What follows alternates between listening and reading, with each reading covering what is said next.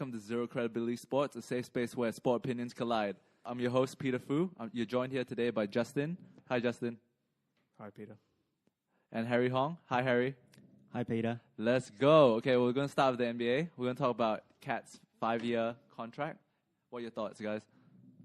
I don't know. So this is just sort of coming off what we spoke about last week. Not surprising, I think. Comes as a relief, I'm sure, for a lot of Minnesota fans.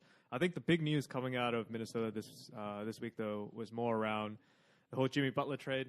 Again, all the dysfunction within the organization. So I think it was on Wednesday. The news came out that Tom Thibodeau, and the GM were actually trying to convince Jimmy Butler to stay, but the owner of the Wolves was saying, he's going out. If you guys are not getting through to the GM, contact me for a trade. Yeah, that was funny. So I find that so funny. That's some dysfunction right there. That's some dysfunction. You got your coach who wants to keep his star player, so to speak. He's called Jimmy Butler a top 10 player in the NBA. You've got your GM who really is dubious, but okay. Yeah, I mean that's what the coach said. I mean it's not what I'm saying. It's what the coach is saying. You got a GM who, as far as people understand, hasn't really made up his mind whether he wants to keep Jimmy Butler or not. And then you've got the owner who just wants this guy out. So I think as the week's gone on, it's become more and more clear that, look, he's going to be traded regardless. You know, this dysfunction thing was only a thing for, 2-3 days. And Jimmy Butler has said that his preferred destination is the Miami Heat. Oh, did he say that? He did. Damn. Eric Spoelstra is a good coach, so I think that'll be great. You think it will work? I think Jimmy Butler has the attitude. All I gotta Miami say, Heat doesn't have a guy. He'll be that guy. All I gotta say is Jimmy Butler and Hassan Whiteside in one team. That does not sound promising, man. Hassan Whiteside's stock has went down over the last year. That does not. They could move Whiteside. Yeah, I think move Whiteside. Like Whiteside, a big contract, but someone would take him.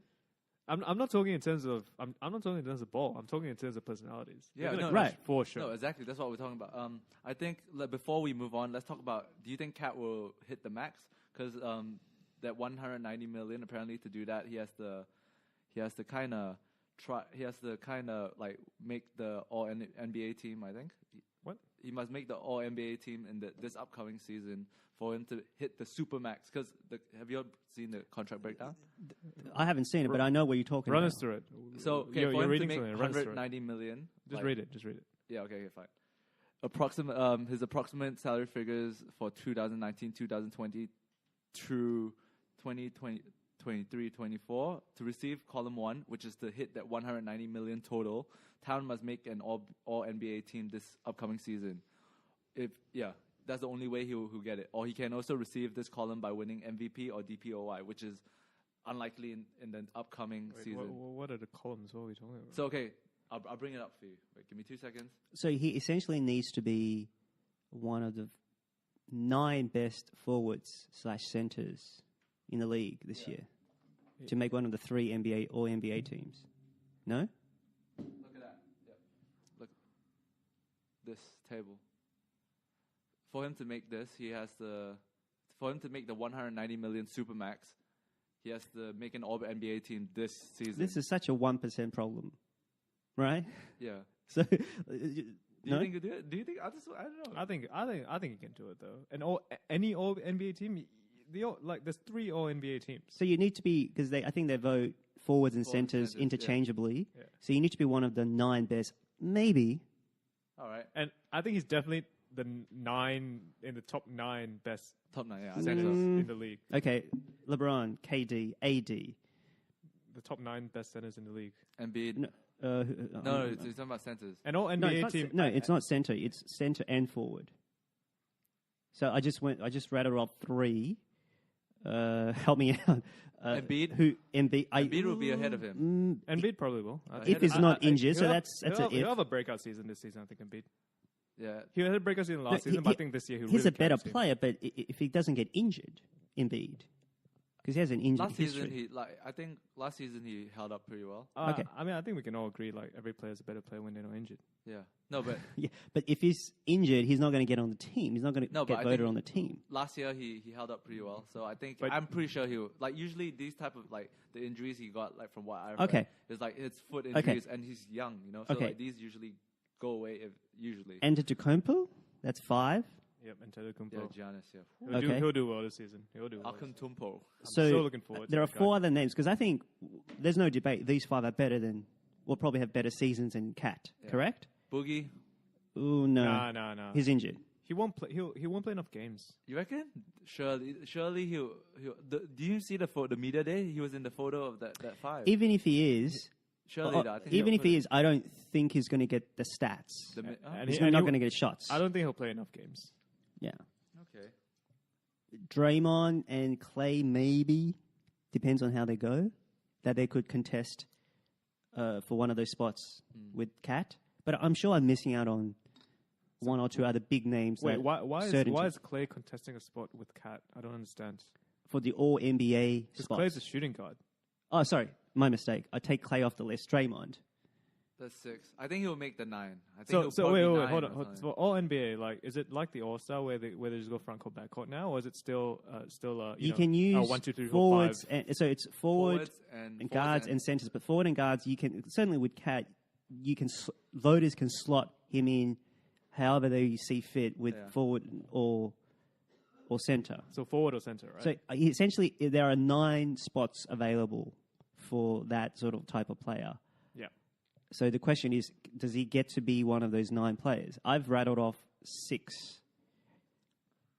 I think he'll make automatic. I think he'll make 9. He'll make the 9th, at least. I mean, look, an easy way to sort of try and predict this, if we just bring up stats from last season, and we just filter that for centers and for centers and forwards, and to see where he ends up. I don't know what stat we want to filter that against or how we want to order it against, but All right, let's just move on. that way you can Do you easily think- see what it's top 9. Do you To- think he'll get? Do you think he'll To get? answer your question, I will say yes. I think he has really good stats, but in the playoffs he underachieves. Yeah, I agree. But it's a regular season. He's that soft Toronto boy. The Wolves are not going to make the playoffs anyway, so Ooh. But I think he'll get there because of numbers. You don't think Wiggins is gonna come up? Like Wiggins can't be that guy. Look at him, No, he can't. Wiggins is one of those guys who had all the potential and hasn't lived up to it, man. man. You're taking shots at both of the Toronto boys. They're both Canadian. Who's from They're both Canadian. from Toronto? I think so. I'm pretty sure. No, Wiggins is from Toronto. Cat is from. I think he's from Canada as well. I'm pretty sure. Is it American? I'm pretty sure it's American. Cat? Nah. Okay. Anyways, let's move on. Like you wanna Let's move on. Butler move to on. Butler, or are we done? There's nothing to say about Butler, is there? Unless you guys have anything to say about it. The only thing I'll add is if the player wants to and if an NBA player wants to be traded, then he'll probably be traded. Do Yeah. you think he'll work in the Heat? I think that's an interesting question. Do you think he'll work in the Heat? I think he will. The Heat look good. Bring up the Heat roster. Bring up the Heat roster. In the playoffs. They need. In the playoffs, they look trash. Yeah, but I mean, like I think as a testament, Against they have Philly. no star. They have no star, and they didn't play Whiteside. In their playoffs, they had their star give up on them. Yeah, no, but they Whiteside. didn't play. He has a shitty attitude. Exactly. Like That's exactly my point. But they didn't have They didn't have Dion Waiters. They didn't have a couple other the players. fact they played Tyler Johnson is one of the better players. You're telling me Dion Waiters would be the guy? 3-point shooter. I think we're stretching it there, He's man. not that guy. I He's think we're not stretching that it guy. there, Okay, man. what is the question? They're going to contend? They're going to win the Eastern Conference? No. No, but Eric Spoelstra has this knack of bringing a team with no real star players to the playoffs. Like he did that last year, and he did it the year before last year. He makes that Yeah. 8th spot. Like I think Jimmy Butler is a really good player. I think he'll be that. He wants to go to the team where he can be that guy. It's my team. Yeah. This is the squad. But I just think that you guys are not really not getting what I'm saying, right? Yeah. What are you Like, saying? right now, the person who thinks he is the guy in the Heat is Hassan Whiteside. Yeah, of course. Right? Yeah. And Jimmy Butler is a guy who, as we've found out in recent times, is a guy who wants to be, The guy. I am the guy, right? So this is sort of the same thing. Oh, sorry. Sorry. Okay. Anyways, let's continue. Yeah, so this is sort of the same thing as when he went over to Minnesota, right? Yeah. Where people thought, oh man, the Wolves are going to be good this season. The Wolves have Cat, the Wolves have Wiggins, the Wolves have Butler. Wolves are going to be good this season. It didn't work. Not because, the core three are bad players, but it's because the personalities didn't match. Yeah. Right? Yeah. And so now Jimmy Butler, who is a guy who wants to be a leader of a team and wants to be, a guy that gives 100% and expects 100% from his teammates, is going to the Heat, where, there's a guy who thinks he's a leader of the Heat, maybe has a bit of a mental issue. How's it going to work out? Then get rid of Hassan. Sure. The perfect sense is to get rid of Hassan, because if Hassan gave up on them during the playoffs, I don't think Jimmy Butler would do something like that. Jimmy Butler will play. Will still play. I mean, he'll voice out his concerns after games. So if you're the GM, you'll be like, let's flog Hassan. Get someone else. Hassan was actually checked last year because he was benched for a lot of the playoffs. Correct? I don't think he played the playoffs at all. The benching was a result of him giving on his team. Okay, so the difference in Minnesota is Cat is the franchise player. He's younger and he's far better than Whiteside. Yeah. With Miami, Whiteside is dispensable. Cat's not dispensable in Minnesota.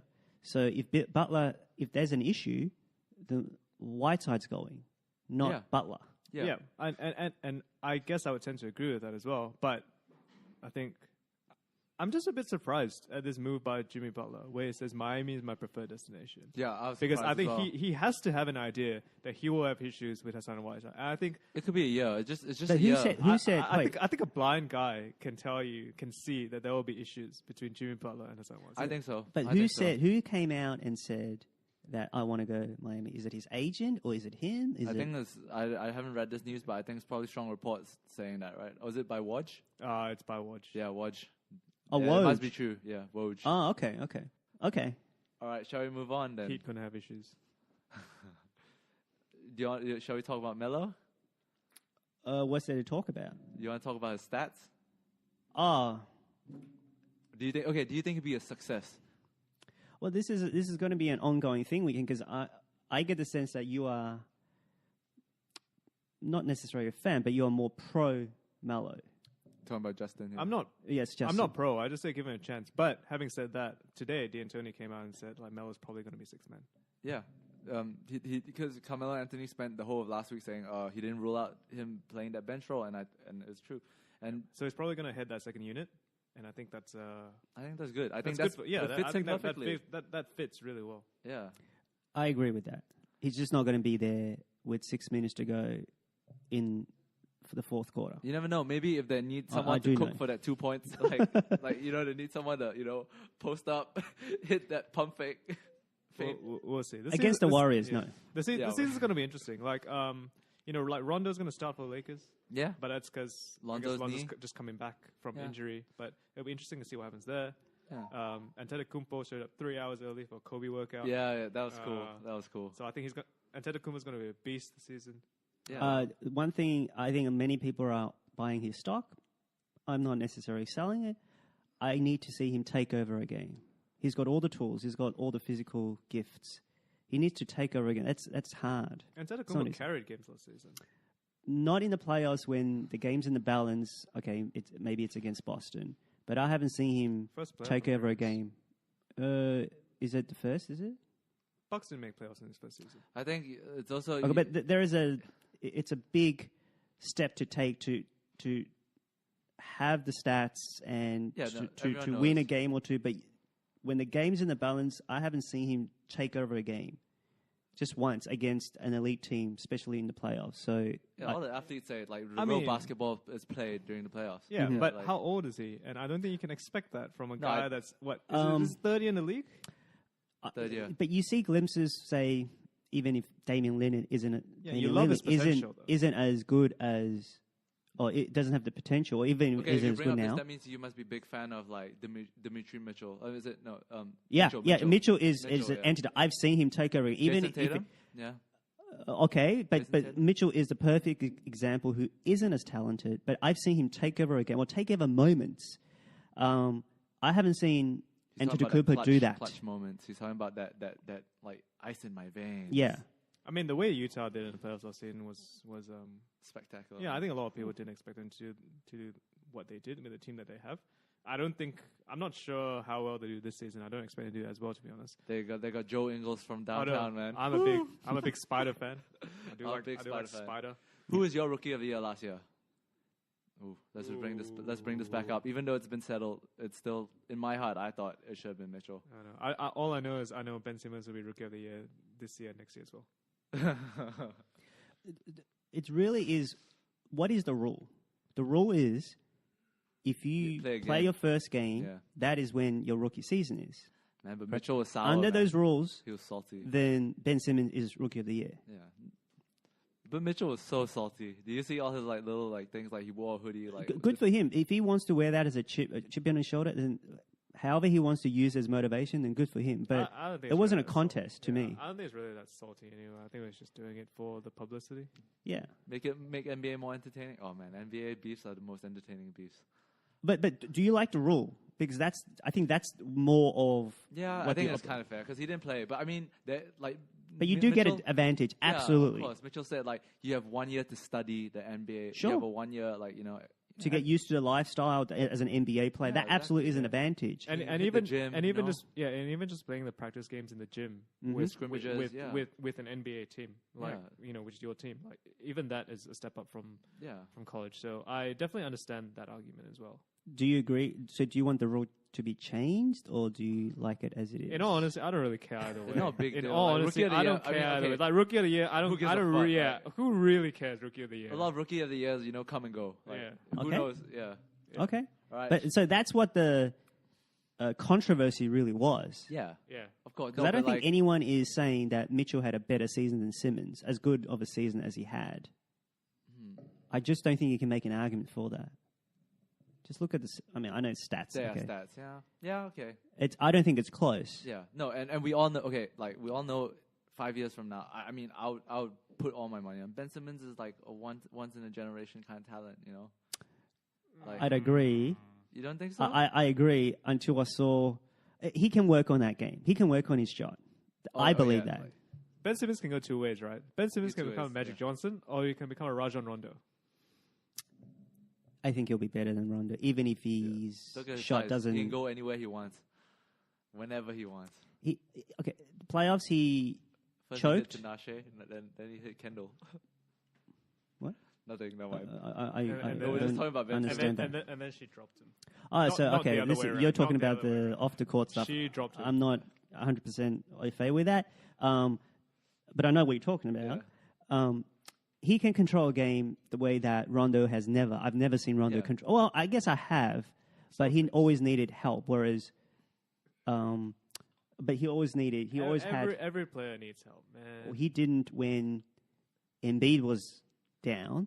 Okay, he had some good players, but when Embiid was down, they went on a winning streak at the end of the season, and that alone puts him above Rondo's absolute peak.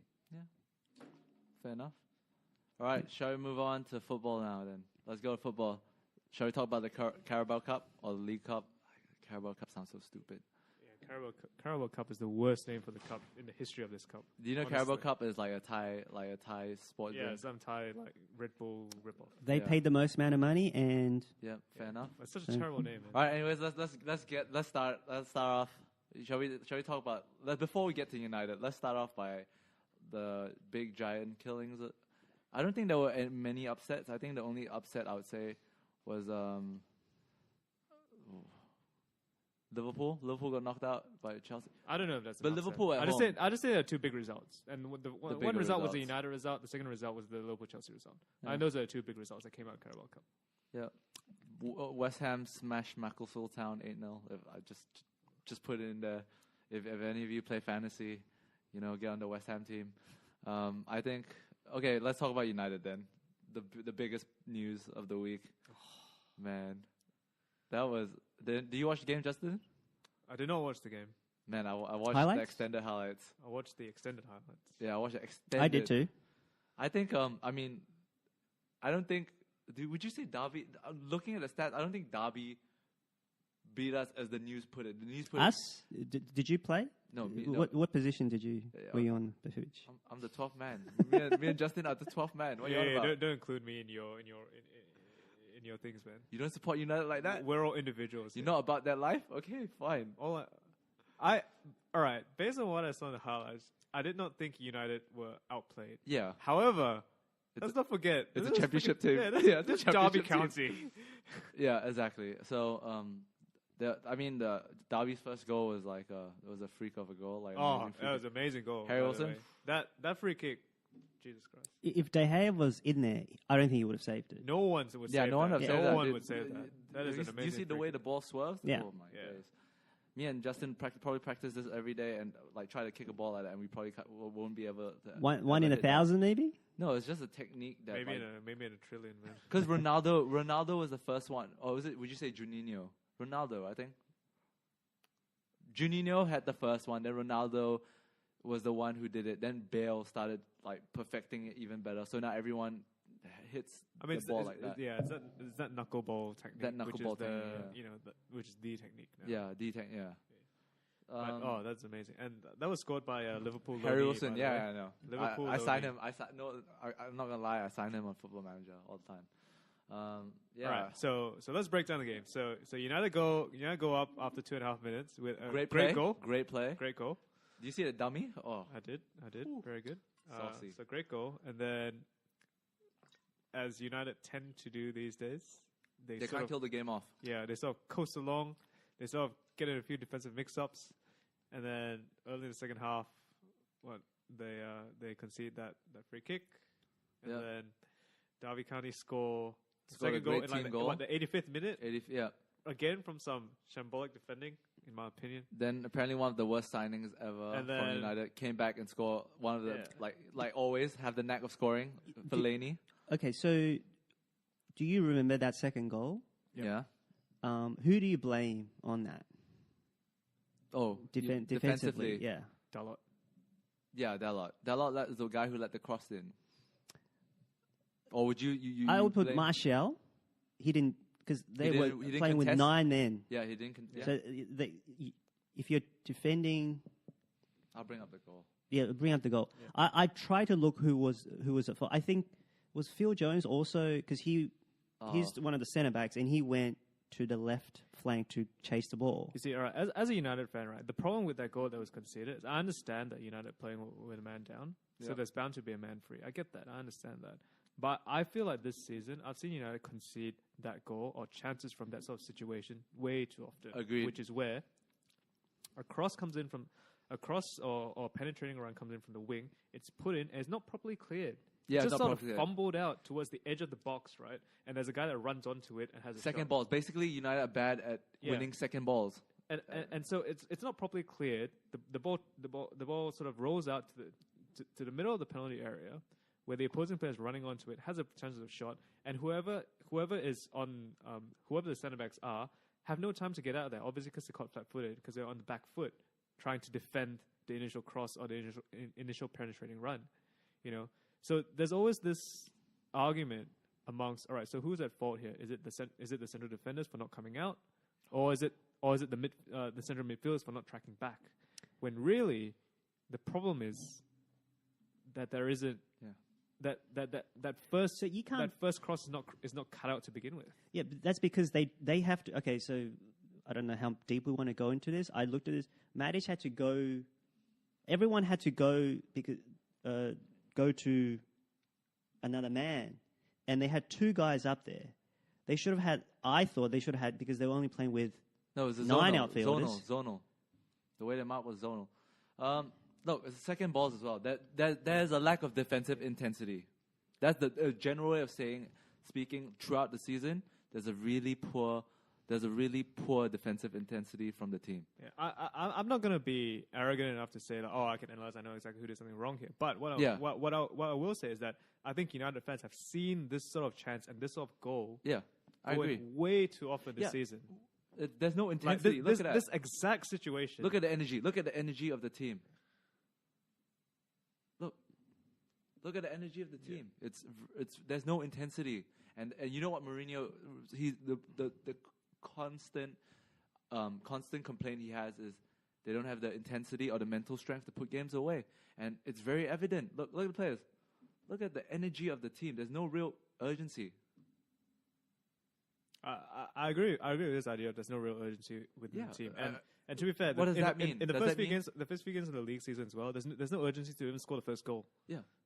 Which is so. What does that say? Is super it disappointing? Do the players not want to play for the manager, or do the players not care, or is it because they're not on their last season of the contract? What is it? Well, the video has now come out, right? And now there's a news article that came out today as well. That subtitled the video where it says the players are angry at the manager, and I think most people could sort of understand there was a bit of tension between the manager and the players. Yeah. At the start of the season, but I think now it's come out in public. Yeah. It is concerning. It is concerning to see what's going to happen, because I don't know what you guys think about. I mean, because the way I see it, Mourinho's lost the dressing room. I think so too, and that's pretty major. It has happened in all the clubs he's been with. Pretty much over the last in the third season, except his first Chelsea stint. He did lose a club, but after it took a longer time. When he started winning more trophies, it started becoming more evident. Yeah, so, Real Madrid third season. Chelsea second go around third season. Was it third season? Yeah. Okay. And United third season. Yeah. Yeah.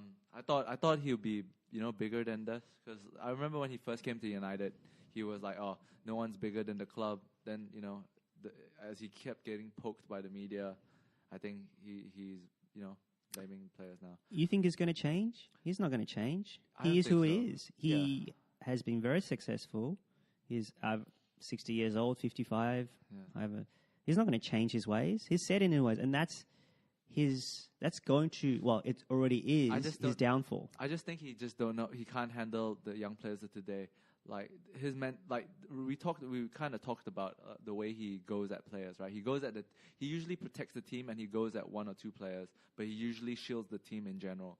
But the problem about going at a player today is very different from going at a player 10 years ago, because now there's social media, right? Absolutely. When not only the manager attacks you, the fans, the comment will bling up like, "Oh, Mourinho thinks you're a spud," So today's environment is very hard to.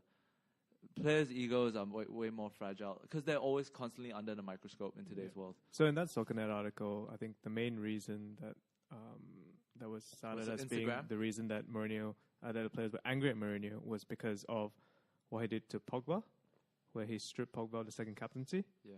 And also what he said in a press conference after the game, where he said something along the lines of, when Phil and Eric were going to take the penalties, we knew we were in trouble. Yeah. Which implies, if you just look at the words, you know what he's saying. Yeah, between the lines. But implications are not the best implications. Yeah. And so the article goes on to say that he's lost most of the senior player support. Yeah.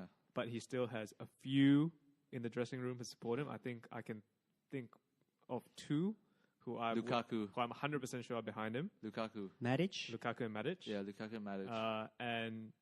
And then he's never said a bad word about those two. I don't know. Yeah. The article goes on to say that there's a feeling of helplessness amongst the players because they believe that the board back him. And so they feel that in a situation where the manager will stay, and so a lot of them are thinking about considering the future in Jan. They did came out and say in the board room. I mean, sorry, the news report for the stock exchange, the annual report. They said they have they put faith in the manager. Like Edward Wood came out and said, the whole club is behind the manager. So of course they'll say that. You're not going to believe that, do you? Okay. Like for me, the way I look at it, like if there's a common topic of today in football, in the football world, is like who's gonna blink first, Mourinho or Pogba? And I think Pogba, because Pogba makes the real money. And I think when you say blink, what do you mean? As in who would leave the club? I think by force or by choice. No, I think at the end of the season, if one has to go, who would the club stand behind? I think the club will stand behind Pogba. In my personal opinion. Okay. I think the club stands behind winning. Yeah. Oh, but I think they'll try to keep Pogba over. If you had to pick one, who you think All right, so who do you think the club will try to stand behind more? Like Pogba or Mourinho? Who do you think they should keep? You want to go? If given a choice, I think they should keep, or they should get rid of, they should jettison Mourinho first. Yeah. But I'm not sure they want to keep either. If they can get under from Pogba's contract, they would. But surely they would, World Cup winner sells the shirts. But if they can get a manager that can get the best out of him, wouldn't they want to keep him? I suppose.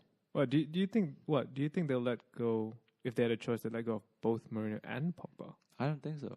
Yeah, I think they'll try to keep one, and obviously right now everyone is leaning towards Pogba. Are you asking me what they should do? Or are you asking me what I want? No, what do you think? Yeah, what do you think? Well, I said, both. What? Because you don't like Pogba. No. Yeah. Okay. Then what about you, Justin? Look, if you asked me this question, 6-7 years ago, the year after Ferguson retired, they got in David Moyes. Yeah. Didn't happen. They got in Louis van Gaal. Didn't happen. I would have said, look, Man United is a club that sticks by its manager. Man United are not a club like Chelsea. No, but they did it twice already. They dropped. Man United are not a club like Chelsea or like Man City. Yeah. Who just, and in recent times, sort of Liverpool, but not really. I give them a bit more credit. Who just chop and change managers in the hope that it'll be a quick fix, and then hopefully things carry on. However, I think recent history has shown that Manchester United is becoming one of those clubs, and I think that's kind of sad because let's not forget, the way that Alex Ferguson started at Man United. He didn't start with a successful team. Oh man, he almost got sacked apparently if he didn't win the FA Cup, his first trophy ever. Yeah. Yeah. Different era. He was one game away from being sacked. Yeah, but now there's more money involved. And so I think what the club will do, they will side. I mean, if you ask me the question of will they side with Pogba or will they side with Mourinho, they'll side with whichever party can deliver wins quicker. And I think the person that will win games quicker will be Pogba. You get rid of the manager, you get a new one in, right? Because if you get rid of Pogba, what that means is that you're saying Mourinho, all right, you have to rebuild this team. Yeah, and then there's another few. Yeah, and then that's another few years. Yeah, right. No, so I agree. So it becomes it's not a question of do we like this? Do we like person A or do we like person B? I think it's more of a question of who will make us win quicker. Okay, now and the answer is the player, not the manager. Better question: do you think there's nowhere back between them two? Do you think the team would pick themselves up and go like, okay, we don't like each other, but we got we're in the Premier League, we're at the start of the season, we can still turn things around. Well, winning solves everything, right? Yeah, winning solves everything. So if the team can somehow find a way to get on a winning run, winning papers over a lot of cracks in every relationship, in every team, regardless of whether it's it's a sporting environment or work environment or whatever environment. Winning helps, right? The question is whether this team can win. Yeah, and I think the main issue with Mourinho and the United squad is that the squad doesn't buy into his philosophy of how to play football and how to win games. Yeah. And I think that's an issue because Mourinho has always had this way of playing football lose first. Where I'm not sure if it's a don't lose mentality, but I think it's definitely more of a we build our team based on defensive solidarity. Yeah, it's right? like we don't concede. We don't concede first, right? And then we'll figure out how to win later. That's secondary, usually. See, I'm not sure. Like I said, I'm not sure if I will agree to that extent where it's a we don't lose mentality, which I think was prevalent during the Moyes era. Yeah. But I think it's more of a we will win, but we base our win. Our win starts at a base of defensive solidarity. Yeah. Not on a base of fancy this free flowing one touch football. Yeah. We win based on defensive solidarity, and we are professionals, right? If we're 2-0 up with 16 minutes to go, we're gonna play to close out the game. We're not gonna play to win 4-0. Yeah, we're gonna play to close out the game. That's game management. That's a bit. Right? But what is its core philosophy? I think its core philosophy. Yeah, I think that's one of its core philosophies. Yeah, yeah. So, I think a lot of players in the United squad don't buy into that idea, especially in the era of football we're at now, which I think is possibly one of the most entertaining eras in terms of the way that they play, the way football is played, and the system that is played. No, it's like in Football Manager, right? I'm sorry to cut you off. Like, you know how you could turn on the degree of like when to start killing off games? Back in Ferguson, last few years, he killed off games. You know, sometimes like, okay, well, 2-0 up, kill off the game. Then the second half would just be them passing the ball around. Like, Mourinho obviously is a bit more focused on defensive solidarity, right? I'm not saying it's as bad as Moyes, but I think it's fair to say over the last, ever since Ferguson left, I don't think I've seen United play well, or like entertaining at all, like good attack. See, I think that's candidly untrue, and I think that is a extreme example of, or not extreme. That's a Do you think that's a typical example of selective memory, or you know, and I think there definitely have been cases where, you know, United played really well. You know, I think if I remember right, and this is going back a few years, obviously, but the first game Moyes was ever in charge of, we won 4-0 against Crystal Palace. Oh, the opening of the season. Right? Yeah. So you can't tell me that.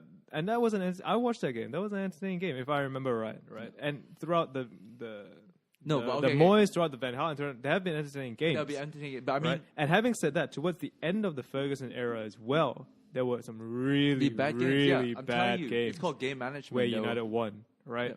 But I think, regardless, like that, all that stuff doesn't matter. Yeah. All that stuff doesn't matter because you can play the ugliest football in the world, and right? still get the result if you win. Yeah. That's all people care about, winning. Yeah. So, I just think no, but in general, I mean, the general play of the whole season would you say it's generally the general football over the seasons has been entertaining? No, generally it's been bad. It's been poor football. I mean, if you want to boil it down to, you know, very simply, do you think United play very entertaining football? I think you're right. I think that's what I meant. That's what I'm trying to say. I think the answer is no. But my contention to that is I don't really care. Honestly, I don't care as long as the team wins. Yeah. And I think most people don't care as long. No, if United go win the Champions League, right, but they play 11 men behind the ball and hit on the counter attack every possession, no one will give a shit because United won the Champions League. Yeah. You know what I mean? You'll jump for joy. Yeah. I think what's happening with United is they're not winning, nor are they playing entertaining football. So it's a double whammy. Right. Because if you don't win, you can at least say, hey, it gave me 90 minutes of 90 good minutes. Yeah. You know, of a lot of threats going forward. Yeah. But they're not. Yeah, okay. They're not getting that. But now that okay, let's just bring it down to the point where I think United are broken in the sense where the players are not really playing for the manager, I think he hasn't adapted to a new age where players are more empowered. Yeah. With the money they're getting, with the agents, the power of the agents, social media, they can take it directly to the people. Yeah. He hasn't. He's set in his ways, and he's been very successful. But he needs to realize he needs to adapt. All right. Because ultimately, it's the players that play. See, it's interesting you say that because I just watched a few clips today of Alex Ferguson and his history at United, and one of his players at I think it was at Aberdeen. Or was that United? I can't remember.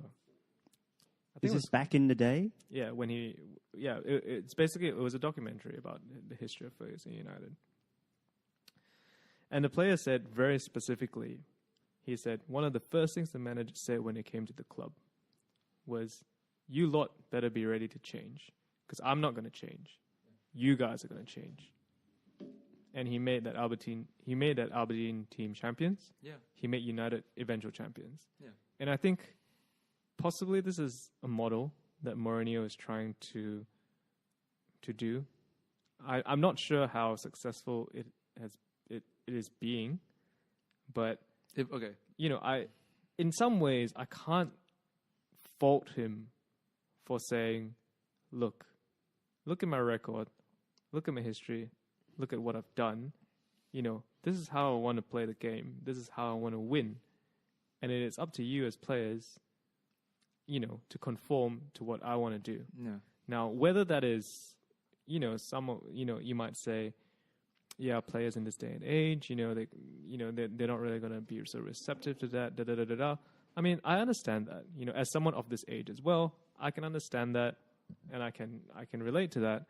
But being an outsider, I can't help but think as well. Look, why shouldn't the players conform to him? Why is there always the expectation that the manager has to change, and why shouldn't the players be the one that have to change? I think I don't know. For me, what I think is that I think the environment today is very different for the players. The players are getting more power through either because the club deals with the players through the agent nowadays. That's a form of empowerment to the players. You can see that the clubs are now. Some of the clubs sometimes are bending to their will towards the players. They're doing that. Like you can see it. I mean, player empowerment is a thing nowadays in professional sports, and that takes away something from the manager, right? If the player knows he has power, for example in basketball, right? I don't think this is as big as in soccer, but like a player can kick a coach out, right? So who's to say that maybe one day in soccer these players might get that type of power? No, but in football they are. Like, I mean, I think we all know like who kicked Mourinho out from Chelsea. Oh yeah, okay. Right? I mean, Hazard, yeah. Hazard is number one. Is the guy that kicked Mourinho out of Chelsea, and Hazard. The fact that they weren't lingering in and also 13th spot. Also in the Chelsea team, I think they kicked out a different manager because the manager lost the trust of the core room, like John Terry. Antonio Conte is the most recent example, right? Where player power at Chelsea, has helped them. But a different owner. So all these cases, quick trigger owner though. I mean, in Chelsea as opposed to United. But it's generally the players. It's more along the philosophy of the club, right? In terms of how the club. What the culture of the club is, and for the longest time, obviously because United has only had one manager for the longest time, the culture of a club like Man United was that, like you said, no one is bigger than the club. No one, yeah. But now, I feel that has changed. Yeah, and that is when Ferguson left, they left a vacuum for a personality to take out that role, which. I thought Mourinho would have done that, but then, players like Pogba, they're starting to, pop up. Pogba, he's always trying to pop up and trying to make himself the face of United, kind of. Which I think Mourinho enabled. He got Ibrahimovic and Pogba, who I think are very self-centered players, who are very... who's into their own brands, certainly into their own personality, larger than life personalities. That if that sort of filters through the dressing room. Okay, we have to tie this up. So let you tie up. I think there's nothing wrong with that though. Getting those sort of players. I think it's fine as long as the player. But I think if the younger players are unduly influenced, they're sort of being caught up in it or pulled into it without them their saying, because they are very strong personalities, Ibrahimovic and Pogba. I don't think for the good for the younger players. Essentially, this essentially stemmed from him coming out to say United should be attacking. So he basically went out and kind of basically say the manager should kind of do this instead of playing the way we are playing right now. So I think that was a big no-no from Pogba. A player shouldn't come out because not now you bring the spotlight onto the club manager and on the manager. So. Like, I agree with Justin. Like, I believe like if you give the manager a role, which is why Harry, I keep telling you, I still think we should have given Van Gaal the third year. Like just finish up the contract if it was not good. Man, I'm one of those guys that say United should have stuck with Moyes, but yeah, I actually think finish the contract, or like if 2 years, 3 years, and it's really really bad, don't sack him right before the season ends. Like who you talking about, Moyes? Moyes, yeah, they sacked him 3 games before the season ended. Yeah, but that was me being, a United fan. Possibly you could say a bit naive. Yeah, it could again be. believing that romantic idea that, United's a club that sticks by I its agree. managers. No, I'm with Justin. And here. I think in 2018, I think we can all sort of start to, if we don't agree already, we can all start to see, look, United's in many ways not that different from any other club. And I don't expect any other club in the world to be like that anymore. Okay, Justin, tinfoil hat theory. I know, like, there's not enough, I don't think enough sample to there probably is. If a manager's not doing well, like in the Premier League, the statistics have shown if you sack them and you quickly replace them, that's usually beneficial. Positive results. Yeah, positive results. And like me and Harry discussed this early on, it's because usually the players need to impress. But then there's examples that I can't find an example where you stick with a manager and it's good. Look at Arsenal and Arsene Wenger. Like, I mean, I can think of one example. Besides Ferguson. Yeah. Besides Ferguson. I mean, in today's new age. I can think of a couple of examples in the AFL which has really worked. But where that's if you stick by the manager. So if one season's bad, they will recover? Yeah. But I think AFL is a bit different because of the draft system, which helps. But look, Arsene Wenger is a prime example who they've stuck by for, would you say 10 years? 10 years. Right? More. Young Peter. 15 years. No, I mean, ever since the Invincibles, after that, 2006, the Champions League final, then United took over. Arsenal has always been like the fourth, like that, like, oh yeah, they'll make fourth place. I think for the Arsenal situation, right, I was one of those people who were not Wenger out at the time. And then as, I guess the last season and the season before, sort of slowly started sort of changing my mind a bit. Just because, like you said, results. Yeah. But having said that, I think that in a case of Arsene Wenger, I don't think you'll find an Arsenal fan today that will say that he was bad for the club. No. I mean, should they have got rid of him earlier? That they're ungrateful for what he's done. Yeah. I don't think that if you ask Arsene Wenger, he will say that the board did me wrong. And I don't think if you ask the board that they will say they did Arsene Wenger wrong. So everyone's come out with a bit of dignity and a bit of, look, we gave it a shot, it didn't work, and now we're moving on. So right? Arsenal is a good example of they stuck by it and they tried it and then, okay. Yeah, I'm not saying that, no club should ever fire their manager. Yeah. That's not what I'm saying. But what I'm saying is that, I think there is some merit to possibly trying to stick by. And if you ask me what's the reason for you thinking that, I can honestly say, like, my main yardstick is, of course, the Ferguson time at United. But aside from that, I can't. You're right. I can't think of any other coach. Okay, let's put a scope on this. You need to look at the individual person. Wenger's a nurturing kind of guy. Everybody who has left swears by him as a person, as a father figure, maybe not as a manager. You think people's going to come out and say those positive things about Mourinho? Well, they have. And when he leaves? Well, they have. There's some. Like, everyone have their, like, critics. Somewhat, like, Peter Cech came out and took a shot at Wenger and said, oh, Arsenal didn't know how to win. Before Emery came in. I'm not sure if that's a shot. But regardless, people have come out and said Mourinho's the best manager I've ever played under. Yeah. I mean, one prime example is you look at a player like Lukaku, right? Lukaku was brought from Belgium to Chelsea. He was loaned out and he was sold by Chelsea, told by Mourinho that he didn't have a place at Chelsea, right? Big money move to United, right? From Everton, manager Mourinho, right? And Lukaku is one of the guys in the dressing room who's supporting Mourinho today.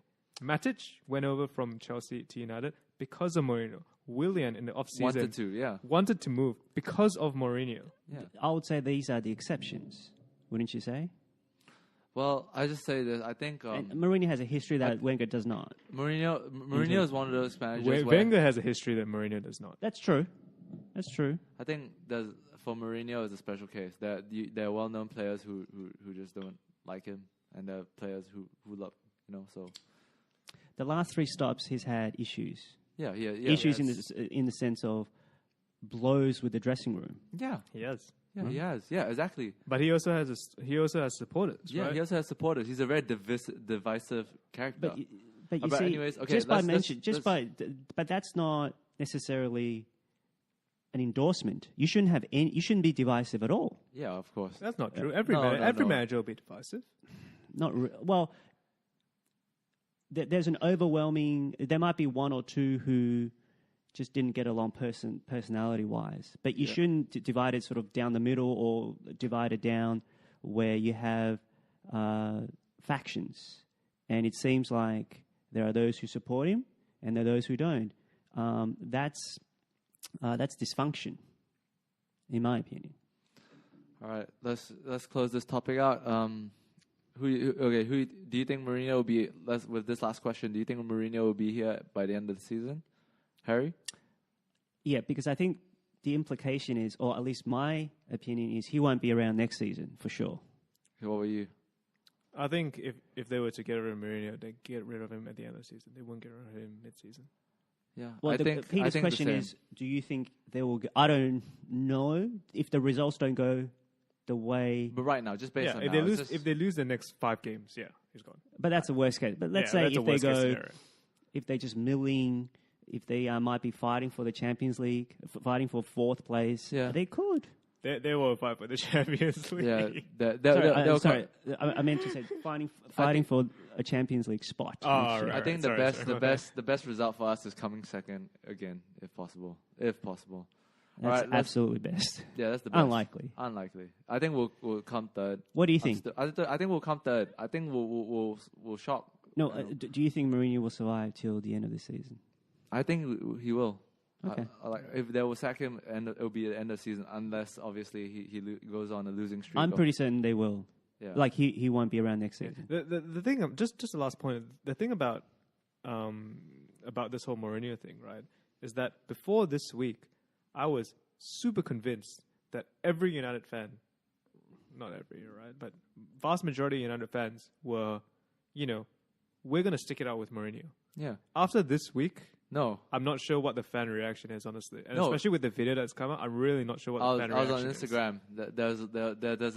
There's like hashtag Mourinho. There's a bit of a hashtag Mourinho out, and a lot of the British celebrity rappers, which I follow, who go for United, they're starting this hashtag I stand with Paul. Yeah, but I believe Mourinho, like I said, will make it. Yeah. If United were to make major changes, it won't happen mid-season. It'll happen at the end of the season. I think, if anything, in January, then potentially it will be some interesting moves in January, the transfer window. But okay, we'll leave it as that. Let's go into the next topic. Let's talk about... what's next? Shall we talk about NFL? Cleveland Browns' first win. What's your thoughts, Harry? Baker Mayfield a star? That's old news. Yeah, he looked good. Shut down. So I think he looked good, but that's only one or half a game. Do you think they'll win another game? Do you think they have a good season? That's a I think so. I think so. I haven't followed all the ins and outs of their draft, but didn't they get a? They traded Josh Gordon away to the Patriots. Yes, they did, but they got a few picks from them. They got is it Myles Jarrett? I think so. So he's I don't even know. He's on the line. I think so. I think Baker Mayfield looks really good. How many wins? That's the interesting prediction. That's what every sport channel has been trying to do. How many wins? I would say 4, 5. Yeah, I would say 5. Yeah, I think it's great. What do you make of the Patriots loss? Like 2. Now was it 2-1? No, 1-2. Yeah, they don't have any receivers. The defense they never really had like that receiver. They always have these small Jewish guys. Okay, but they don't even have these guys. I think the way they're building around Brady is you don't need talent. Yeah. They save money because they don't want to overpay for receivers. Is actually not that important. Yeah, not that important. It's a skill. It's where the skills are, but it's not where the value is. Yeah. So you can get receivers on the cheap, especially receivers who are quick. Yeah. It doesn't have to be fast or big, but quick. They can make cuts. But the way the Patriots play, they move the ball in short yards. They don't go for the long. Yes. Oh, they can keep you off your toes. Yeah. To keep on your toes. No, because to keep the opposition on their toes. But it's really a lot of bubble screens where they're able to get 5 yards, 6 yards, and they always seem to get, if it's 3rd and 5, they get 6 yards. If it's 3rd and 10, they get 11 yards. Yeah. They seem to always do that, and it's brilliant because they know exactly what they need to do to execute, to get that first down. And Brady doesn't have Danny Amendola is gone to Miami, who was the best receiver last year. Julian Edelman, who was meant to come back, but he got busted for PEDs. Yeah. So he's not there for the first 4 games. And Gordon, as you mentioned, was traded. Yeah. And it's only his first week, so he didn't dress. All they have is Gronkowski. And I think he's the best. Yeah, he's the best. But that's all he has. He has got nothing else. Before the season started, there were questions whether he would even come back because the Gronk has been through a lot. Mm-hmm. He's been through a lot, and I think there was a news item that said they were going to trade him to Detroit, but he vetoed that. I'm not going to show up. I'm going to retire instead. So Belichick didn't pull. Yeah, but Belichick is known for being a brutal trade. He wouldn't he knows if this guy can't do it, he would just trade you. But yes. Do you think there's a chink in Belichick's armor? And have you read about the the trading of Jack Garoppolo? Yep. Because apparently Jack Garoppolo was touted. Jimmy Garoppolo was touted as the Knicks guy for. I think he is. You think? But his ACL just went. That's unfortunate, but that may or may not could have happened. Yeah. If it was at the pitch. ACL injuries, he might not come back the same. Usually ACLs. Yeah, but that's a freak accident. Yeah. That was because of Tom Brady went up to the office of Kraft, and essentially told him. Yeah, went over hit Belichick's head, and he. Belichick was upset. Was deeply upset that when they had to get rid of Jimmy. And I think Jimmy G. I think it was a mistake, where Kraft was blinded by his love for his quote unquote son, Brady, because he pleaded to them. And this is my theory. Remember when Josh McDaniels was meant to take the Indianapolis job, and he was due to take it. There was a press conference call, and then he recanted. Or he took it back because he then went back to the Patriots. What I think will happen is Belichick has said, that's enough. I'm not going to stick around after Brady retires. He doesn't want to stick around anymore because he can't play for for an owner who's meddling in his affairs. Yeah. Okay. But he's a pragmatic. He's a pragmatist. Yeah. He knows that, hey, Brady and we have a good thing going. Yeah. I'm not going to sort of abandon this ship. Yeah. So even though he can't stand me, I can't really stand him, we'll make what we have in the last few years. Whenever Brady retires, that's when I'll go. Okay. I think that's what's good. Because he had 10, 15 years of Garoppolo. Yeah. Man, I like that was taken away from him. Yeah. That he picked, that he chose. He was going to be the guy. Yeah. And he looked great, except unfortunately season-ending injury. Yeah. I mean, who knows now? All right, shall we go on to? Do you want to talk more about that? Shall we talk about Kaepernick? Go ahead. Yeah. Ooh. So this is where I can jump back in because I know what's going on. Let's go, Justin. Let's go, SJW, Justin. So does everyone know the situation with Colin Kaepernick and Nike? Yeah, I think we all do. Me and him talk about it. Me and Harry talk about it. Jim, I just know the ad, which I haven't seen, but that's okay. I know it's good ad. It's good ad. It's quite good ad. What are the latest developments? So the latest developments, and the reason I wanted to talk about that today was because yes, you put that on the rundown. Yes, was because today Nike's second quarter results came out. And also, there was a report in the New York Times saying how Nike before Colin Kaepernick became the face of the Nike 30th anniversary advertising campaign, Nike were planning to cut him because he was essentially a pro athlete with no team. Right. Yep. And Do you know the timeline for this? When were they thinking of cutting him? after he left, after he declined the to stay on with the Niners. Okay, so Oh, that this was is a- 2 years 2 years ago, ago, yeah. something like that. Okay. So the story in the Times is that the New York Times is that after he declined to stay on with the Niners because he apparently had an inkling that the Niners weren't going to renew his contract anyway, so he thought he cut his loss and he's going to leave and go to free agency. He didn't get picked up. I think it was in the following season when he was a free agent, where the marketing team decided, hey, we're going to terminate his contract because he's a player that has no team. So we can't use him.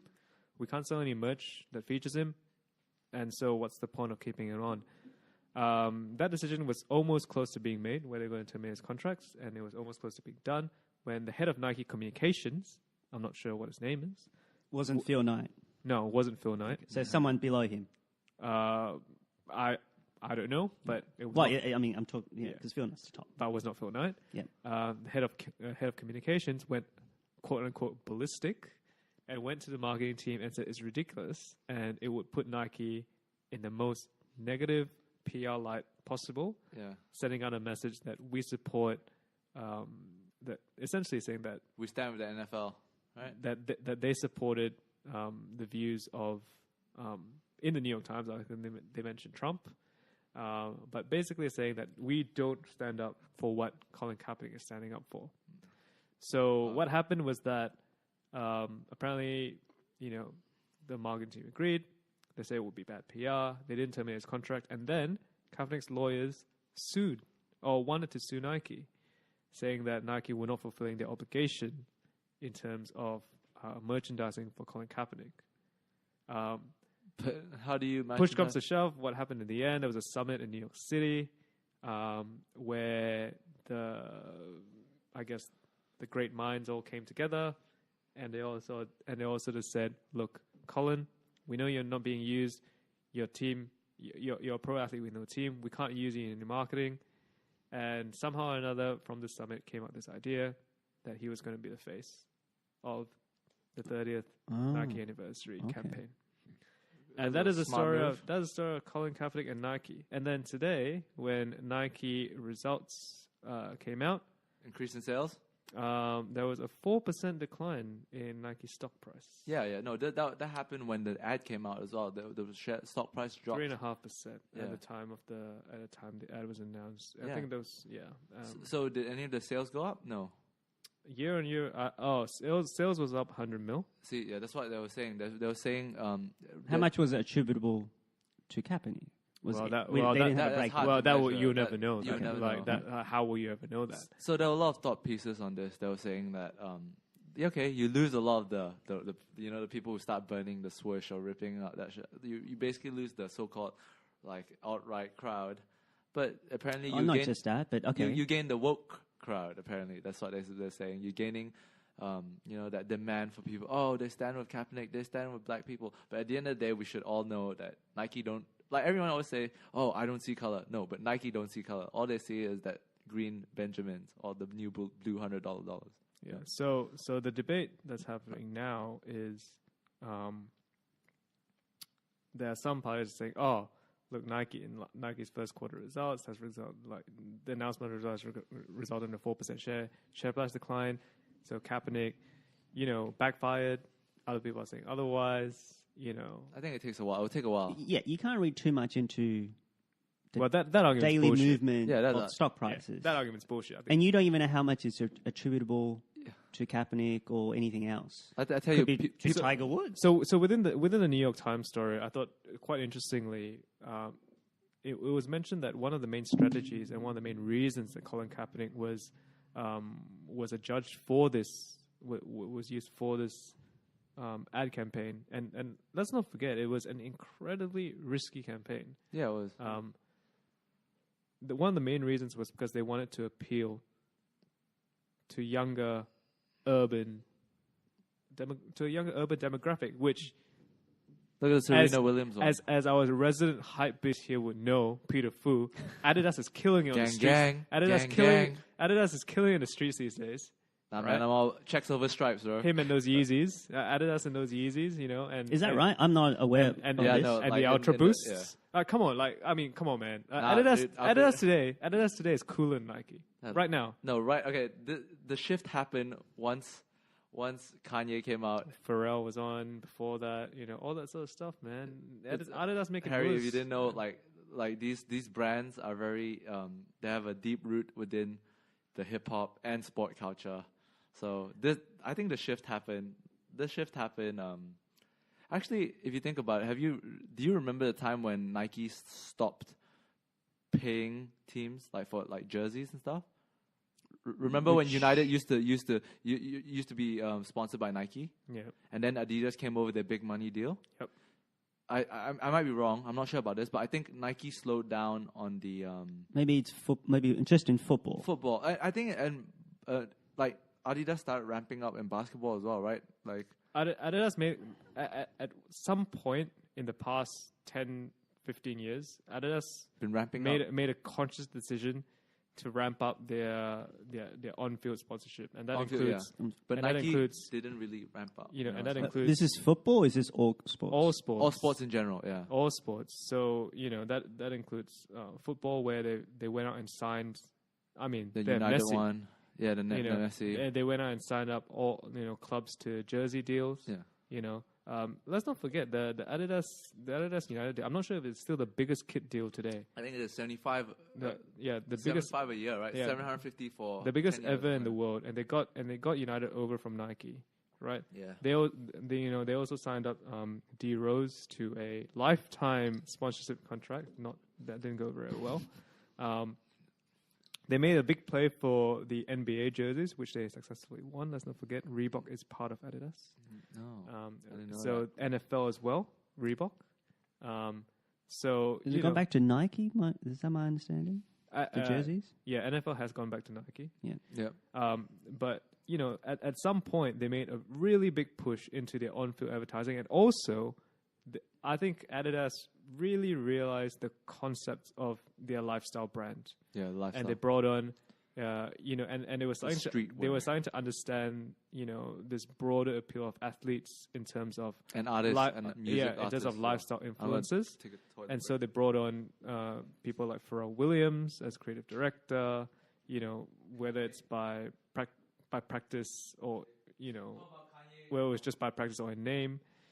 Obviously they got the Kanye, the Yeezy stuff, moved him over from Louis Vuitton, and they start pushing their lifestyle brand. The superstars were the ones that really went off in the past 5 years, and so they're killing it in the streets. Adidas. When you say they're killing, because my understanding is in football, Adidas has the lead.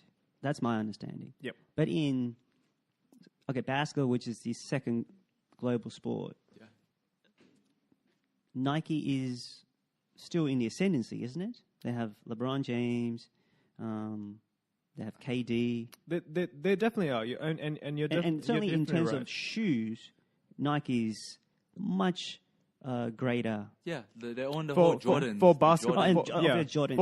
For basketball shoes, I don't deny that's for sure. Nike on the front because they own Jordan as well. Yeah. Would you say Nike and Adidas? So how do you say that Adidas is killing it in streetwear? Because most people are wearing these kicks, which is based on no. That is Kanye. No. So okay. I'm a bit okay. There's I would say last year Adidas but I think Nike's been making a comeback. And this is a slight segue. This is street. We'll do a little street. I mean, wait. Coming to Harry's point, I think I understand what you're saying in terms of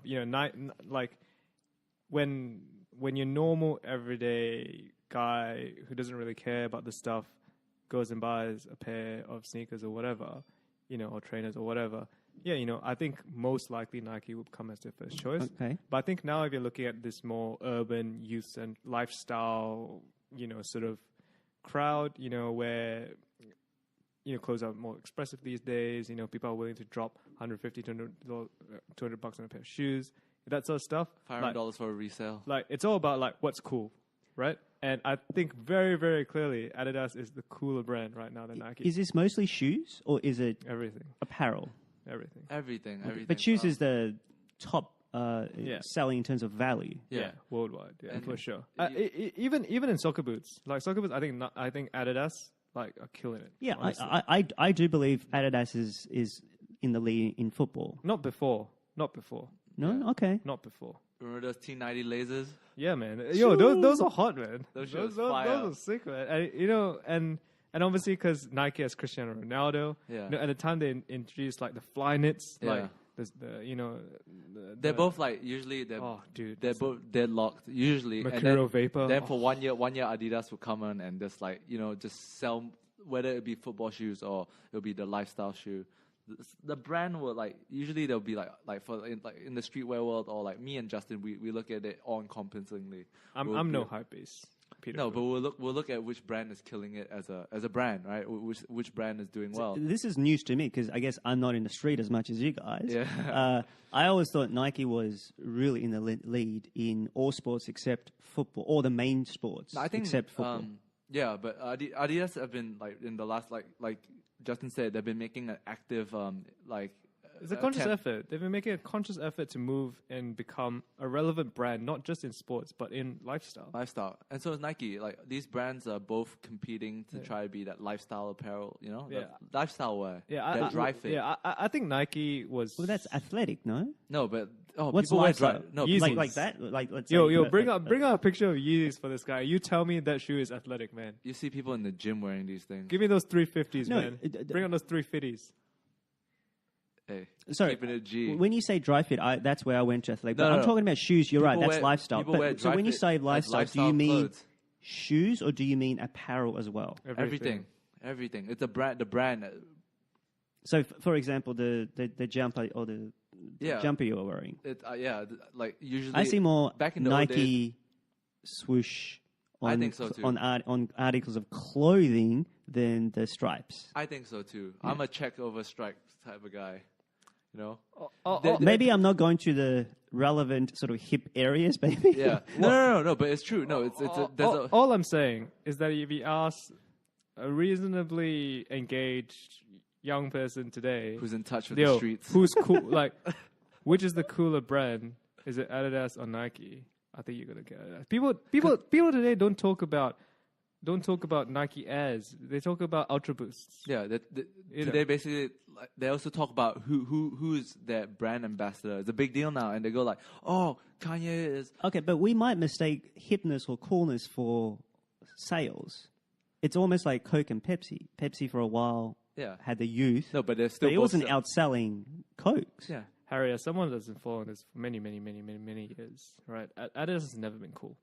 Sorry, what did you say? As someone who what? Has been following this for many years. Adidas has never been cool. Adidas has always been... Adidas has always been I agree with that. The shitty little brother of Nike, right? Okay. If you can't get Nike, you get Adidas. But now Adidas is number one. The little brother got a bit bigger, and that's reflected in sales, right? Nike is still number one worldwide. Yeah. They still are. They still are, agreed. But Adidas is number two, and they're closing the gap quick. Where is Under Armour? That's more still athletic. Man, have you seen those Steph Curry shoes? Trash. I think on a world level, Under Armour is nowhere. They have no. Who's the soccer? There's no football star. There is, but it's not someone that's tier one. Yeah, because you need that football star. Yeah, but you see, these brands are not just popping up in sports; they're popping up in movies. Under Armour was in the Avengers movie. They used to have Marouane Fellaini, I think. Oh no, that was New Balance. That's not going to do it. Yeah. Exactly. No, Liverpool kit is sponsored by New Balance. Yeah. So, actually, just pull out right now. Just go Under Armour football. Just do that, and we'll see. They have Steph Curry. They have Jordan Spieth. They have Bryce Harper. So they have three pretty big names, certainly in the United States, or Steph Curry worldwide. But they need that football guy because football is worldwide. The biggest sport. Oh, sorry, don't do football. Do soccer. If not, you're going to get. So that's what I'm asking. Who is their or soccer or football guy? They have a guy, but it's just not a relevant guy. I bet Mizuno has a better soccer star than Under Armour. Well, so let's go to the first one. Just by virtue of their lack of presence in this sport, in football, they're not there. They're not a worldwide Who's that? brand. I don't know. Click the first one. Click the first. The fact click that the we first don't picture. know upon first inspection, that's troublesome. Yeah, I think they don't have Memphis anyone. Depay. Memphis Depay. Oh, Memphis. Is it actually Memphis Depay? It's Doesn't look like unrecognizable to me. All right. Okay. Who cares? Anyways, Yeah. so Under Armour essentially has no one. All No, right. but I think in worldwide sort of like sporting apparel sales, like Nike still like- leads. I'm pretty no, sure. yeah, no, I'm I pretty checked sure the Nike books. I still is. checked I'm the pretty sure books Adidas is recently. second. I'm pretty sure Under Armour is nowhere close. Like Yeah, I don't no. think they're even top 5. Actually, Maybe maybe in the United States it's close. Yeah. yeah, you maybe see in the but these US, not it's close. worldwide. These no. brands are branching out sports because Under Armour does what else it does? It does golf. I think a bit of golf. It does. Well, that's sports. Yeah. Okay. I mean, sorry. It does movies. It did the Oh, right. Avengers movie. Okay. The brand placement and the whole movie. So these brands are growing. They're trying to be more than just sport. You know, like lifestyle. No, Like, I mean it's one thing to say, you know, there's brand placement or whatever. You know, most large brands these days do product placement regardless. But I think it's about a strategic vision, and I don't think that Under Armour has a strategic vision to be a lifestyle brand. Whereas I think that Nike. Adidas and Nike have a very strong strategic vision to be a lifestyle brand. Agreed. I mean, let's not forget, like Converse is under Nike. Converse is a Nike brand. Yeah. So, you know, they always push that, you know, the Converse shoes, they always push the heritage. Adidas always come out with, you know, nowadays come out with the cool shit, you know. Yeah, like I said, people don't talk about Adidas, don't talk about Nike's Airs anymore. They talk about the Ultra Boosts. All right. You know, I was so hyped about my R1s, man. All right. Shall we move to the next topic? Let's talk about. Do you want to talk about the Laver Cup? No. I didn't watch it, but what I can offer is this. I think Roger Federer's team started this Laver Cup to rival what they have in golf, the Ryder Cup. The Ryder Cup. I have a good question. Can you explain to me what the Laver Cup is? Oh yeah, I can. Haha. What? Harry, can you explain to me what the Laver Cup is? What? Is this topic of expertise? Tennis, right? Yeah. Let's Well, go. so as I said, Roger Federer wanted. You've heard the Ryder Cup in golf? Yep. So it's a US against Europe. US is against Europe. So Federer and his management team, along with Tennis Australia, they teamed up to wanted to have the tennis's version of the Ryder Cup. And Federer adores or reveres Rod Laver. And he says, what better, especially with Tennis Australia, Rod Laver being Australian, let's name it or brand it as Laver Cup. So they have Team Europe versus the rest of the world. Right, and what's the format? It's a bit of it's not that Each team interesting. has 6 players. Yes, and they play for points. 3 singles matches, 1 doubles match. Yeah. On the first day, it's worth 1 point. Second day is 2 points. Each game is 2 points. All of that isn't that Yeah. interesting to me. It's an exhibition, ultimately. Yeah. Usually at the end of the season, I'm assuming. No, 2 weeks after the US Open. Yeah. 2 weeks after the year. Okay, so my thought on this is they want to have this as a rival to the Ryder Cup, and you can say the Ryder Cup has this history. Yep. That the Laver Cup, Does it? obviously, it just started. It just started. It wants to build. Okay, and you applaud them for that, but I don't think it's going to work nearly to the effect that Ryder Cup has been. No, apparently it's because of the scheduling of the Davis Cup. That and also tennis is different than golf. Yeah. You, especially in the men's game, where people get injured a lot, the game has increased. People hit the ball so hard that more and more people are injury prone. Yeah. It's not like golf. And they play every day. You know, they don't have a rest day. They play day 1, day 2, day 3. Yeah. Can I tell you? Can you tell you my opinion about why I think it won't work? And You would or wouldn't. wouldn't. And you tell me what you think about my opinion. Okay. Compared to the Ryder Cup, right? There is a history of US against Europe, and because the best players in the world have been American or European. Yep. You want to start the Laver Cup in 2018? I think the US isn't that relevant in. Well, it's not No, US. no, it's the rest of the world. Oh, right. So But you are right that it's more stacked It's more stacked on the European side team, because the Big Four and the Big Five really is in Europe. Last So- year was- Like it's only in the women's side where the US, I guess, have a strong have a strong showing. But I guess in other forms of tennis, whether it's men's doubles, women's doubles, mixed doubles, men's singles, I don't think that the US are that relevant. Yeah, but it's just not the US. It's just rest of the world. Sorry, so is it US against the rest of the No, world? it Or was is it- Europe Europe versus against rest of the the rest Oh, of the Europe world. against the rest of the world. So Oh, America. okay, yeah, all right. No, Japan and Japan wherever. and shit. Yeah. Okay, so that's one thing that it's just too taxing I think so. on the tennis player as opposed to or vis-a-vis the golf player, and also because it's only on the one tennis court and they can only play the one match on it. Fans just wanted to see Federer, Nadal, who was in it last year, or Yeah. Djokovic. When there's The doubles. when there is someone else on it, they don't really care. Yeah. Whereas with golf, you have simultaneous matches going on. Yeah. So like if you are one of the non-Big Four, you might join it once, but you wouldn't want to join it again because one, you're sort of sitting on the sidelines pretty much every single time, all the time. Yeah. You don't get to play, and two, people don't really want to see you play. But there are some interesting things from the Laver Cup which I like. I like the coaching bit. Yeah, that's good. That's good. That's good, but I'm not sure the fans will get to hear that. what's the coaching bit? The coaches get to sit by the court and they get to coach. Yeah. Unlike the Serena Williams one, there's Right, no but signaling. after I've watched that last year. After a while, it loses its Of course, because appeal. there's no It's a real bit of a novelty.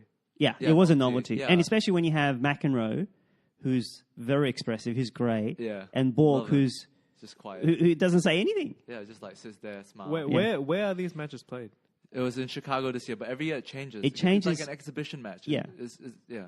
So I just don't think it'll come anywhere close to the Ryder Cup. Just take away the tradition because you can't build tradition. Yeah.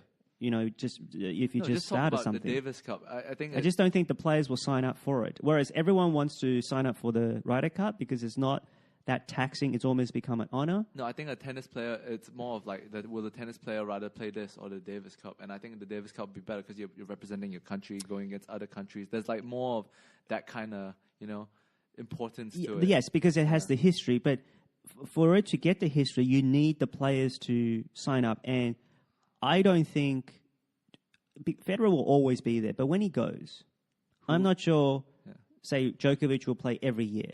So is it the same as a Ryder Cup as in there's a captain and the captain chooses the players? Yes, he chooses 2 of the players of the 6. 2 out of the 6. It's mostly done by rankings, but there are more people who pull out than those who will sign up. Whereas the Ryder Cup, no one will ever pull out. Everyone is hankering to be on the team. So if the Laver Cup was like important, it would be like the European team would be Djokovic, Murray, Nadal, and Federer. And although the to be other fair, 2 Murray has been injured the last 2 years, and but I mean, Nadal just is saying, injured just now. saying, like it would be the big 4 and number 5 and number 6, who I'm pretty sure are European. Right. There has been a big 2 of the 4 each year, but my concern is and Federer, because he's the one who has a stake. Who has a stake. So he will play every year, and everyone will have to see him. But once he goes, is there going to be? Or, he'll probably go just about the same time as Nadal and Djokovic. Yeah, I think so too. Who's going to be there? I mean, but that's just asking who's going to be the world number 1 at that point, right? Yeah, but I don't think they will commit to it nearly as much as, say, a golfer will commit. And golf has an advantage with Ryder Cup; it's a tradition. But purely because of the intensity of playing an extra match, of playing an extra tennis match as opposed to playing an extra round of golf. What's the benefit of a player playing in a Laver Cup? I don't think you get any how points. much do they win? Well, you don't get rankings points. I'm sure you'll get paid a lot of money, but to them, I don't say maybe $1 million, but to them, it's not worth it. Yeah, it's just more of a fun thing, but like it's a competitive fun thing that takes a real strain on your body because you play 3 days consecutively. Yeah. Why wouldn't they do it at the start of the season or at the end of the season? Why would they do it? No, it's essentially the end because all the Grand Slams have been played. Obviously, there's a Masters tournament at the end with a lot of points. This is a soft spot on the that, schedule. and that Masters tournament is like really, it's a big tournament. Yeah, it's a right. big It's tournament. not considered a Grand Slam, but it's a big tournament, right? So why wouldn't they do something like the Laver Cup, as a precursor to Surely the Australian Open or something like that? No one's going to want to play before the Grand Slam. They're going to want to prepare for the the major. Grand Slam is still the most important. Absolutely. Yeah, but no. What? If you put the Laver Cup before the Australian Open, people might participate as a warm up for the Australian, like how they participate in the Kooyong Cup, how they participate in all these other tournaments in the lead up to all these other Grand Slams. No, but Kooyong is more of a warm up. Yeah, they don't want the Laver Cup to be a lead up or to a warm up to a Grand Slam. They want a Laver Cup to stand on its own. Yeah. And this is a soft spot on the schedule. You don't want to have it after the season because that's extending the season. Yep. This is 2 weeks after the US Open, before the Asian swing. That's going to start Shanghai and this week or probably this week, or next week, really in earnest. So that's where they feel this is the best week on the schedule. Yeah. I don't know. I think from an outsider that doesn't really know too much about this tournament, for me, it makes sense. Evidently. No, I'm kidding. Yeah, but it would make sense to put it before the start of the season, right? It's like how they do exhibition match for soccer. No, they do Hopman Cup, right? Before the start of the season. Or Davis Cup before the start of the season, right? No, the Hopman Cup is before, yes, you're right. And yes. players use it as a warm-up going into the Grand Slams, right? Okay, another thing which is a bit above my head is no one wants to give up those valuable spaces before the Grand Slam. Yeah.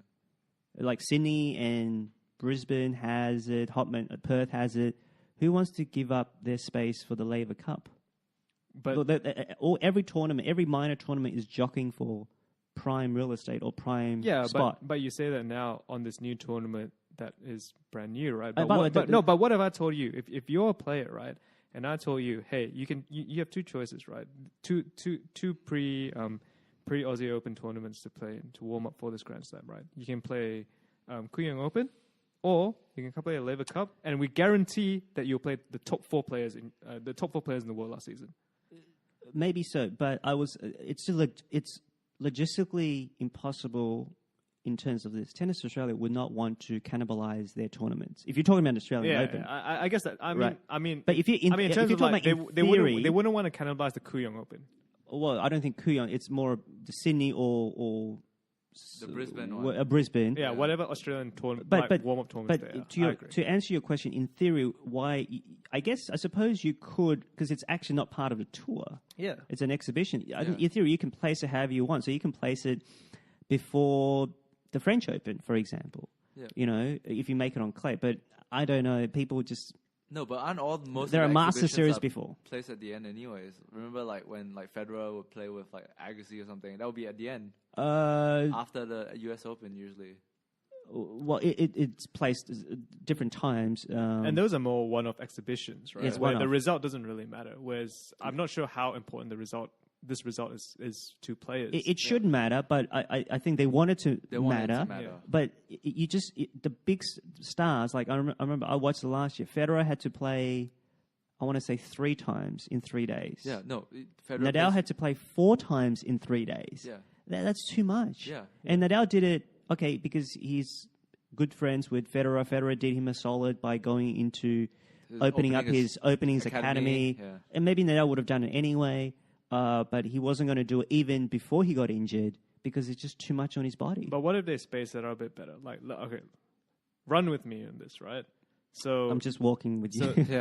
So there's these warm up times before the Grand Slam, right? Let's say Oz Open, right? There's these warm up times, and this is the start of the season, right? So instead of doing Brisbane Open, Sydney Open, Kooyong but there are Open, points for those. Instead of doing Sydney Open, Kooyong Open, Brisbane Open, right? We say, hey, come play Laver Cup. Who's right? we?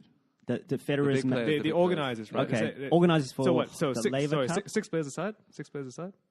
Yeah, 6 players aside. So they'll say, 12 all players right, in total. right, we're gonna organize a tournament, right? 6 best players in the world from last season, right?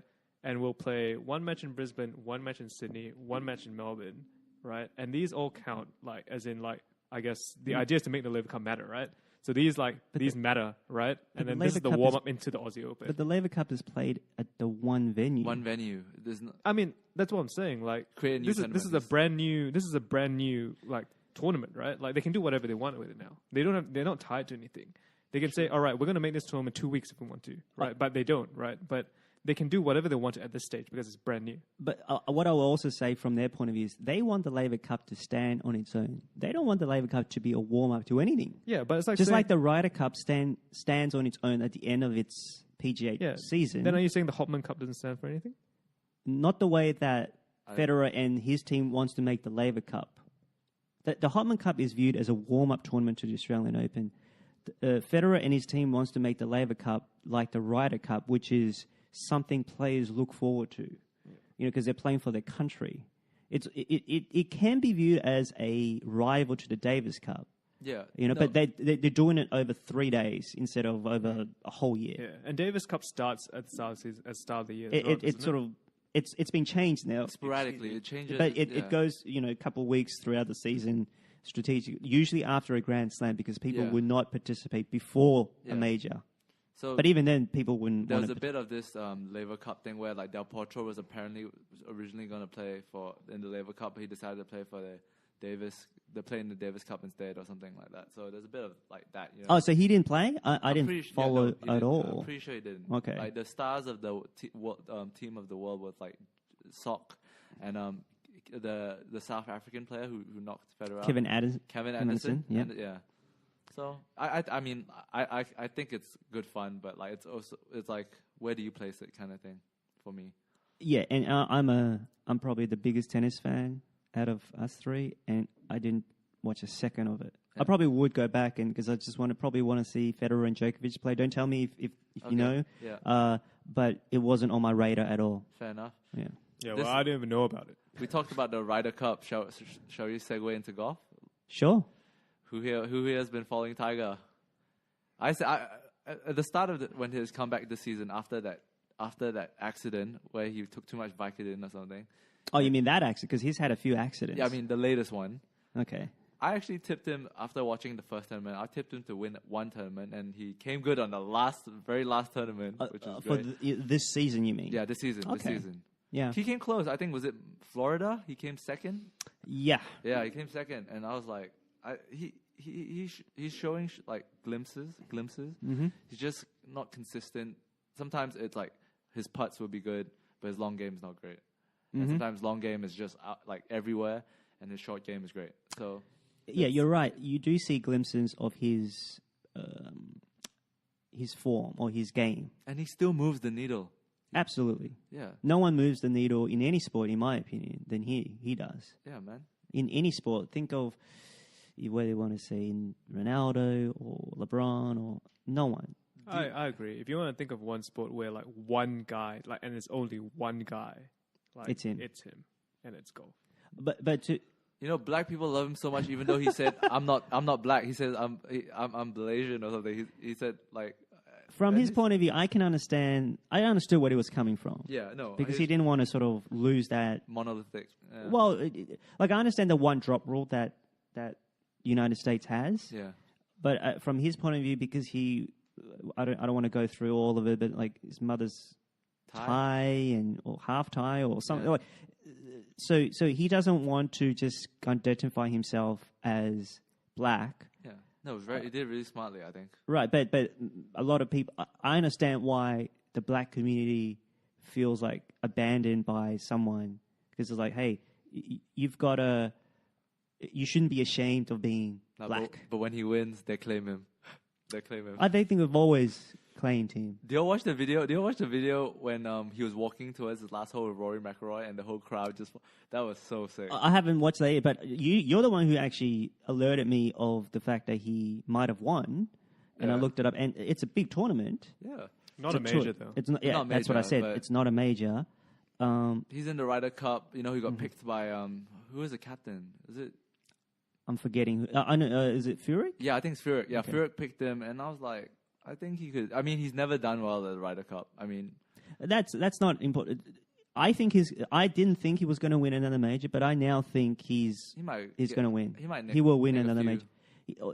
In the two majors, the British as well as the PGA, he actually led. Yeah, he led in the final round. In his first comeback, so this is, I think, 2010, just after his initial accident on Thanksgiving. Do you remember that? Where he drove into a fire hydrant. No, I don't I think it remember was that. a tree. Well, that was Tree, a I tree think. or fire hydrant, whatever. And Was this the first accident? yes, As in when the wife that threw was the golf club? that was the accident. Oh, Okay, man. and when he came back, he actually won a few tournaments.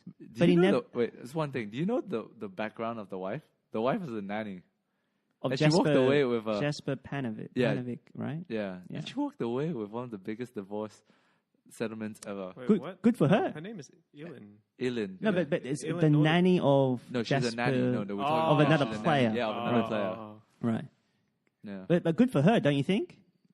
I mean, Walk away with as much money as you can. for me, it's like, bitch, like, Why you say that? Why you say that? you wasn't with me shooting at the gym, you know, like she didn't. What? I don't know. She wasn't like I don't know. I when it comes to like settlements, I think it's a real touchy subject. I was like, Yeah, why this is do I- a real touchy subject. Real touchy. yeah. I know. Like I'll just say this, like simple. I don't think she deserved half, like 100 mil. So Like, how much? that's the So rule. how much did she deserve, Peter? How much? I don't know, man. This will be a topic If for another you day. don't think she deserves 50%, what percent do you yeah, think she deserves? yeah, I think Peter. a percentage is The fair. spotlight is on him. Man, let's talk about this. But bitch, man, I stand with Tiger. All right, okay. It was a great. What do you stand? What do you stand with him for? No, he's a great player, and he makes a lot of money. Yeah. And I think he. No, I don't. I'm He not don't- saying he this. doesn't wanna- I'm not touching this. There's a line in Unforgiven. Deserve's got nothing to do with it. Yeah. It's Okay. not about deserve. Well, actually, it could be about deserve, but it's not relevant in anything. Deserve, really. Or certainly not in divorce cases. Divorce settlements. One day we should go and look at the biggest divorce settlements and just unpack a few of them, you know, or just have a look at it and just be wowed, you know. I think I looked up that list. When that happened, was that not? Were any of you Among the triggered two- when Blake Griffin was forced to pay like crazy amounts of like alimony? Did any of you see that? What? Blake Griffin? Blake Griffin. Was it Blake Griffin? I think Blake Griffin. Yeah, it was Blake Griffin for Yeah. alimony. Yeah, and I was like, she need that as much money for what? Like, Okay. yeah, I mean, you know, like 75% of Dwight Howard's paycheck is going to his baby mamas, right? oh, he probably has a few. It's not 75%? I don't know 75%, but a lot. Yeah, but like Dwight Howard has a lot of illegitimate children, and he's paying child support for a lot of them. All right. He has to pay 250K, 58K a month. Oh no, No, okay. no, Future no, report. but that's not an accurate figure. Okay, what about this? That 32K a month. Is that more accurate? I think that 258K per month figure. I think if I remember right, reading something that was an initial one-off, and then the continuing payment is less. But I could be Yeah, wrong. 32K. Is it 32K? I can't remember. But isn't that so much? Like, so how much do you think he should pay, Peter? surely it's like the government could surely do some math and go like, okay, she needs this amount. Yeah, how much should that be? I don't know, but it's not. It's definitely shouldn't not. So you don't know, but 32K is too much. I think 32K But you don't is know. isn't it? But 32K is too much. Why don't you just go by minimum wage? So you're And saying give That's that. not how it works. How should it work? Okay, how does it work? I don't know. You're the one disputing it. I just think it's just too much. Well, let me tell you. Based on it's- what metric? Yeah. You just think they just need the minimal amount to Not keep them minimal. alive? yeah, okay, yeah, actually, yeah. Why not? She's able to work. Is she All right. not? So if she qualifies for food stamps, then you don't have to. Then all right. That's $1,000 off a month because you don't have to pay for food, right? Okay, what about minimum wage? No, Enough to pay that's for not how rent. it works. Okay, how does it work? Unpack it for me. Educate me. I'm not a legal Well, scholar, no, but, but- no, no, you but- take into account the circumstances before. You can't sort of, if they were living in sort of some sort of comfort or luxury, you can't sort of just pull the rug from underneath. Let's Yeah. say the woman or the man or whoever it is. Maybe if they have a child or whatever the case is. Okay. And you got me there. And the thing is, Harry and I aren't disputing this amount. You're the one disputing it, so you are the one who have to justify but it. I've learned something. Okay, I've learned something. Prenups then. All right, that's it. Well, Enough yeah, apparently he didn't have a prenup. said. Enough said. Blake Griffin, you dummy. All right, let's go. Jamie Foxx told him. But hold and on, he a didn't listen. prenup is only a prenup is only before you get married. This isn't All right, a divorce. Okay. Bitch, just don't get married then. Okay, let's just not get married. She didn't then. get married. She No. just had a child. Oh man, days. Are you Okay, saying just don't have Yeah, just don't have child. sexual intercourse? Is that what you're saying? No, just wear protection. That's what I mean. Tell that to Dwight, man. Oh, poor Dwight. All right. Poor Dwight. Poor Dwight. I stand with the man. Okay. I stand. I'm just kidding. That- Okay, that's jokes aside. Peter Fu. I just want people to know. Everyone on this show speaks for themselves. They're not representing anyone else on the show. We're not monolithic. But if you can't recognize the voice, I just want to say that was Peter Fu. I love women. F-U.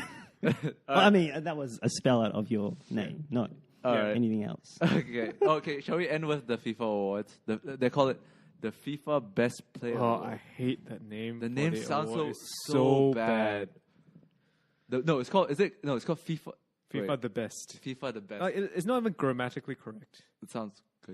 All right, Harry, your take. Go. Right. Shall we? Do you want me? Let me read out all the winners of the main categories. All right. Okay. So, Player of the Year, Luka Modric. Out of the top 3, which was Cristiano Ronaldo and Mo Salah. All right. Best goalkeeper. Oh, should we just go go one by one? Yeah, go, Like, okay, what okay. is Let's your go one by take? one. And All right. go Okay. ahead. Best player. Do any of you contest? We'll do it quickly. I have no problem with it. I think Rafael Varane should have been on the short list. He was in the top 10. Oh, the top 3. Oh, top 3. Oh, But okay. he's a defender. No one cares about him. Yeah, but do you know how these things work, right? It's the panel. Yeah. Yeah. So maybe we shouldn't even do this because it's so flawed. It's part of it is a popularity contest. Out of all the awards, in fact, most of the awards which I want to talk about in football is flawed. Yeah, But certainly more so in the FIFA one because panel it takes into account a fan vote, yeah. which Harry will get you on the zero credibility, so we can talk about. Hold on. Is this not the one where the captains of the national teams? No, it's different. It's a bit different. So well, these actually, isn't it? No, that's isn't that the FIFA like the Ballon d'Or? This No. is the Ballon d'Or, though. No, Like all the awards have been merged into one, hasn't it? Oh, it's so split yeah. apart. It's split again. It's split up Oh, again. it's split again. Yeah, It's but split I think again, there's 4 components. One is a panel. Yeah, One is the national captains. yeah, and One is the national managers. coaches. Yeah, And one is a fan. yeah. Which is so. What's the I weighting? really What's don't- the weighting on the fan vote? We don't know. I think it's 25 each. 25% each. I think so.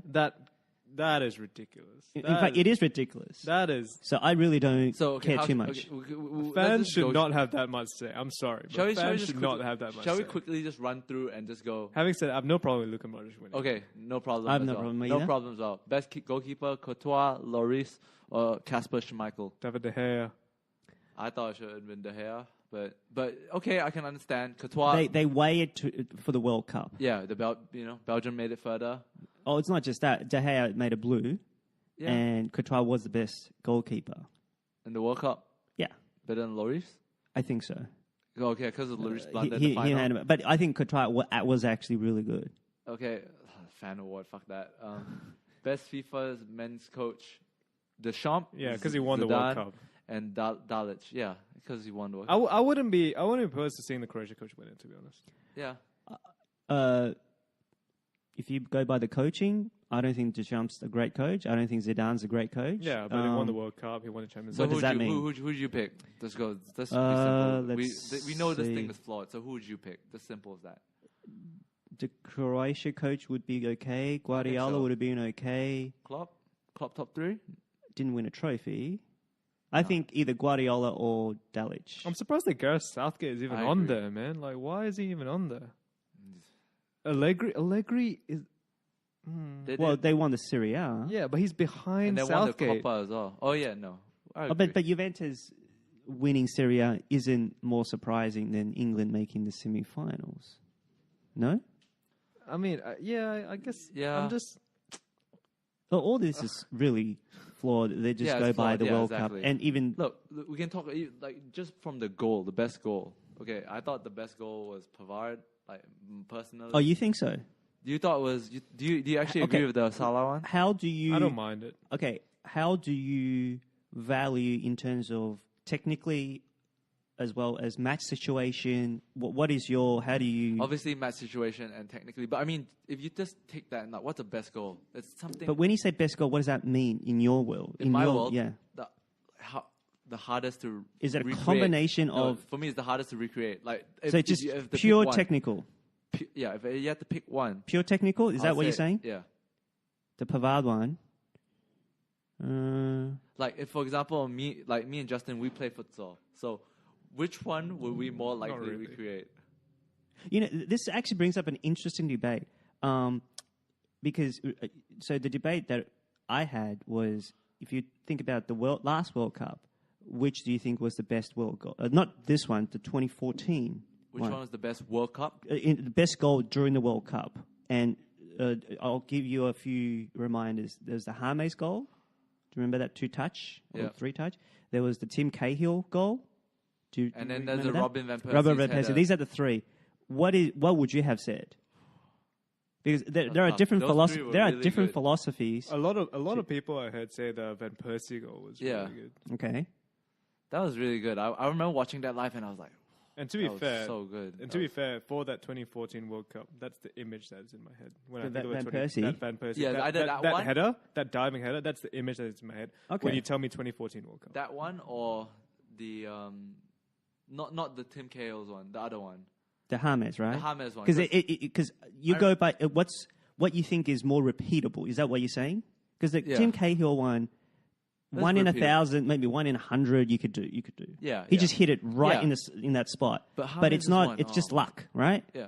And he happened to hit it in the World Cup. Yeah. So I wouldn't view that Yeah. as the goal of the tournament. I would have viewed. I understand with Van Persie, but I personally would have James. chosen James. Agreed. Because James, if you see the way he bounced the ball off his first touch, the way he didn't have room. He didn't even move his he didn't move his standing foot to put himself in position to kick the ball. He folded his feet in a way to kick to volley it, and it just struck so well. Yeah. And it was just like that was magic. But my opinion on these sort of like best goal competitions and whatever, right, is like I understand where you're coming from. Is that you want some sort of criteria in terms of how these are assessed, and so in that case, what is the best? But the way I see it is that without trying to sound like too much of a dickhead, is the question of what do you think is the best goal is like saying, so which do you think is the best art? You know, like for different people it means different things, and a lot of times it's hard to quantify why that.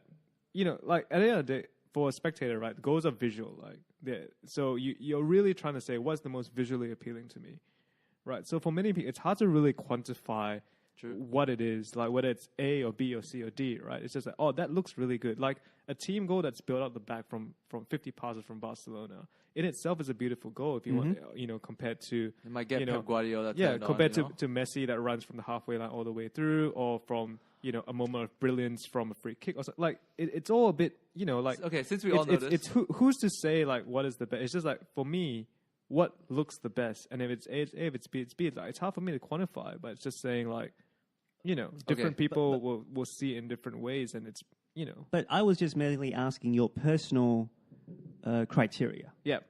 So that's why I was asking. Yeah. So what's your personal criteria then?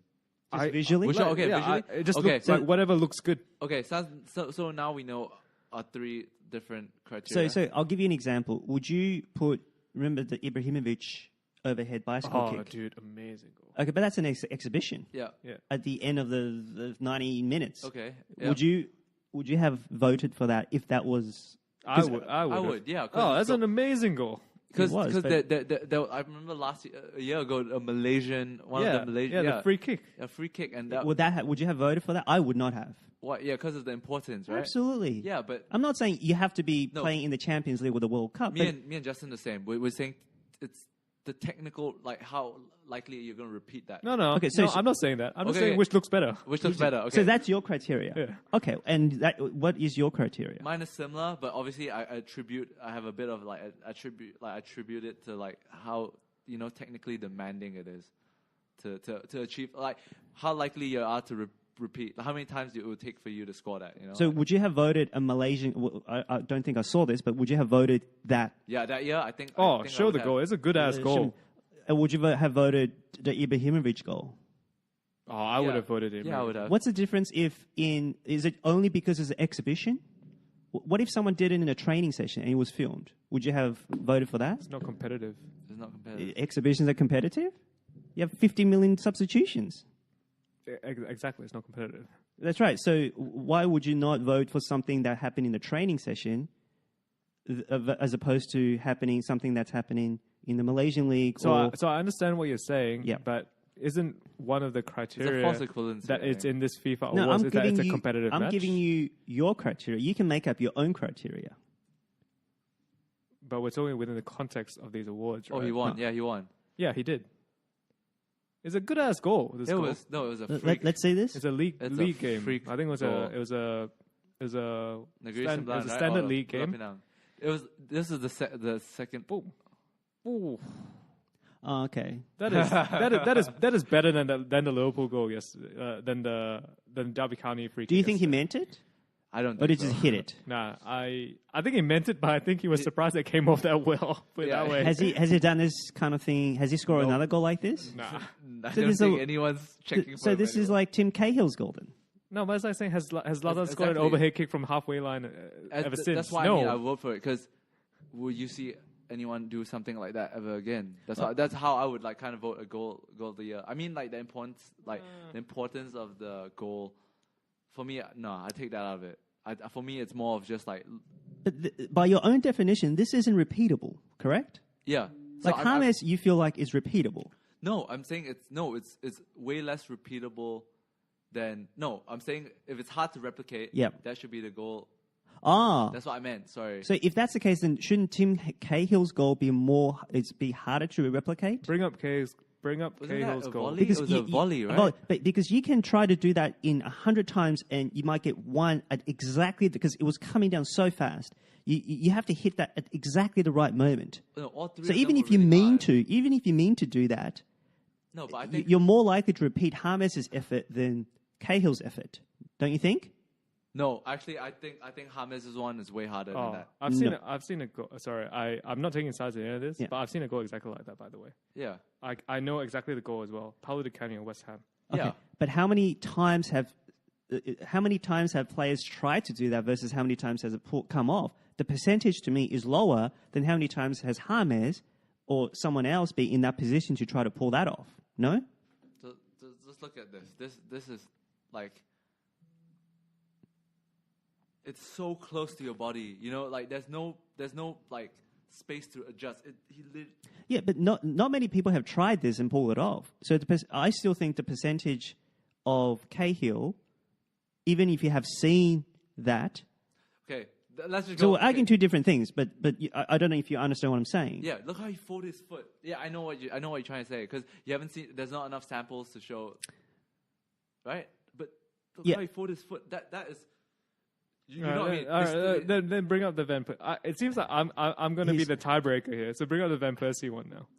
I vote for this. I vote for this because it's more skill. Wait, than, so you than both vote for the same thing?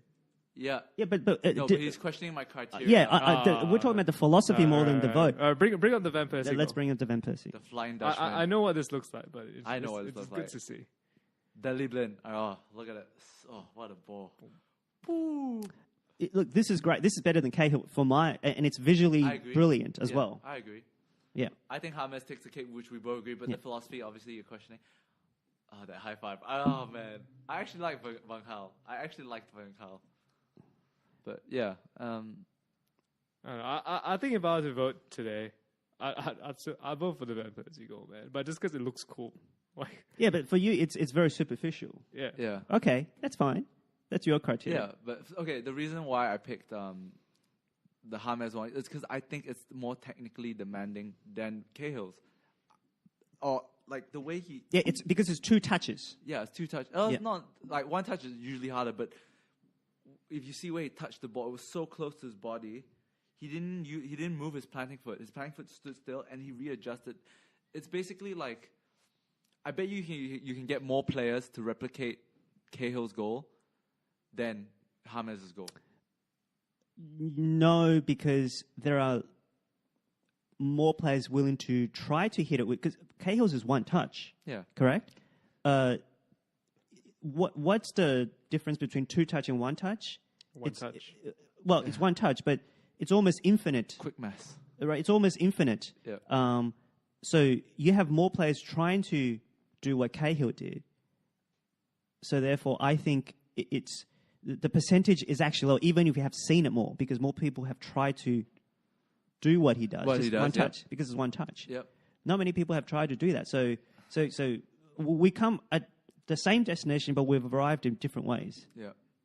And so I wouldn't go for the Salah or the Malaysian or the Malaysian league guy or the... So who would you have gone for this year? Let's just go.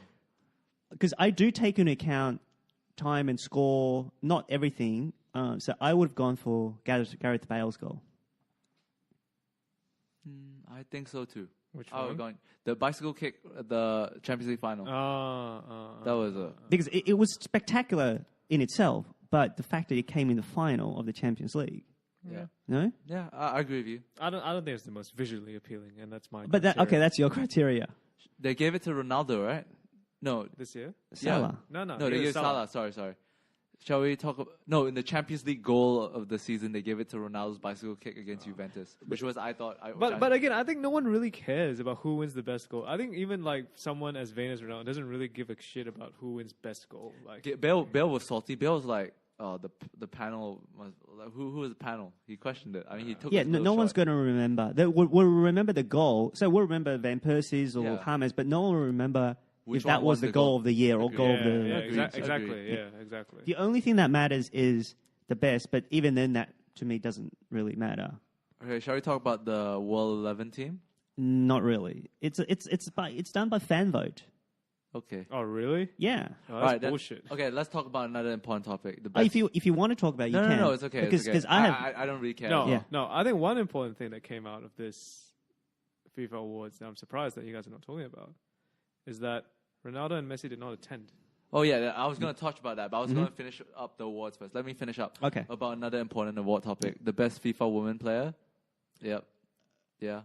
Any takes, anyone? I feel like this Marta girl has won so many years. Yeah, I've seen her name so many I times. was about to say. Yeah. She has been consistent. Other people have come and gone. Abby Wambach. Samantha Kerr will win one eventually. I'll tell you that. Samantha Kerr, the Australian. Alex Morgan, is that her name? She's won. She's come and won. Has she won? I don't think I think won. no, she hasn't. Okay. I have no idea. Carly Lloyd has won one. Lloyd, I remember that. Okay, her, yeah. but Marta has been around For a long time. So could she be the greatest ever? Her rapper is good.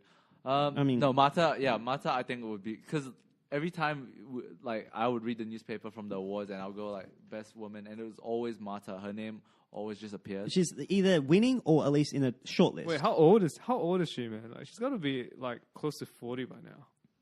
Really? Let's see. Wow, it's 11. 32. She's 32 years old. 32, all right.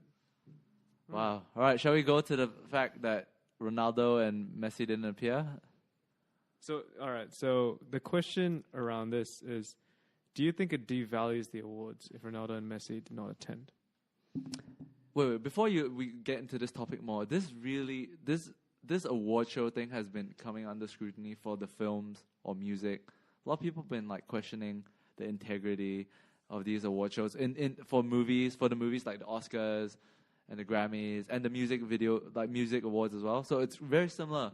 Like a question he poses, if the real superstars don't turn up, does it take away from these award shows? It's very common. But I don't know what you're referring to in terms of the Academy Awards and Grammys. Are they under scrutiny for what reason? For the superstars not showing up, but they always show up. No. They do show. Music-wise, I'll bring this up next time, but it's just...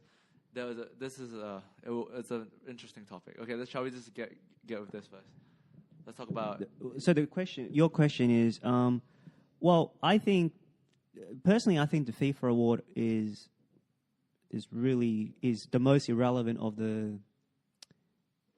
I would say it's even more irrelevant than the UEFA award. Yeah. In fact, most awards are, which Yeah. we might not have time to get to. But to answer your question, no, because I think them not showing up means that they just didn't win. It's not because I think it's beneath Ronaldo, although I expected. I also think it's beneath Messi. I think it's taking a page out of Ronaldo's book. It's beneath both of them to not show up because everyone else is showing up. Yeah. Everyone else who's on the FIFA Pro, who's being nominated. So if you want, when you win, you want other people to show up when you win, then you got to be there when you don't win. So I'm not surprised from Ronaldo because it's always like that, but I'm surprised from Messi. And I think it's beneath Messi to not show up. Apparently not. Well, it should be. And then they didn't even come and collect the awards for the team of the year. Yeah. And I know Messi's not shortlisted, but he is on the FIFA Pro, and I'm pretty certain most of these people went, correct? Like Modric came out and said he wished both of them were there. Yeah, Ramos was there. Ramos said it'd be nice if Ronaldo was here. Yeah. But my opinion is I agree. I think I agree. It speaks a bit of sour grapes, right? Like if we're not winning, we're not even going to bother to show up. Yeah. And absolutely. although in many ways I agree with you that these FIFA awards tend to be, I wouldn't say irrelevant, but well, I wouldn't take that into consideration. I don't think that they're, like they're super. They're one of the super most important achievements in football. I don't think they are, but. But having said that, I think it does speak a bit to sour grapes, and like you said, the year Ronaldo wins it, he expects people to be there. Yeah. The year Messi wins it, he expects people to be there. The year they don't win it, and they all know that whether they're gonna who's gonna win it before the award show. Like let's face it, everyone in that circle knows who's gonna win it already. Yeah. Like for them just not to show up, I think it's a bit disrespectful. It absolutely is. This might be a bit off topic, but I think there's a big. I think we should talk about award shows in general. Like for example, in music, apparently a leak came out saying that a lot of star musicians usually the way award shows tempt them to come is they tell them you win these amount of awards, could you come perform for us? So it's a bit, I don't know whether it's different. But that's not the Grammys though. Not the Grammys, but no, and people don't turn up to Grammys anymore because of the panel. For example, the way things are voted now. Oh, so they're boycotting.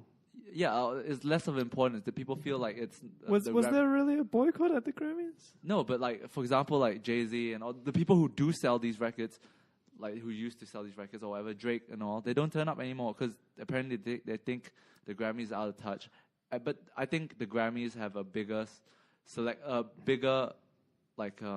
voting problem compared to this. This, I mean, they try to break it down for fans have a say. Fans should. I think that's more of a problem. I think that's more of a problem. Fans should have no say. By the way, do you know why Salah won?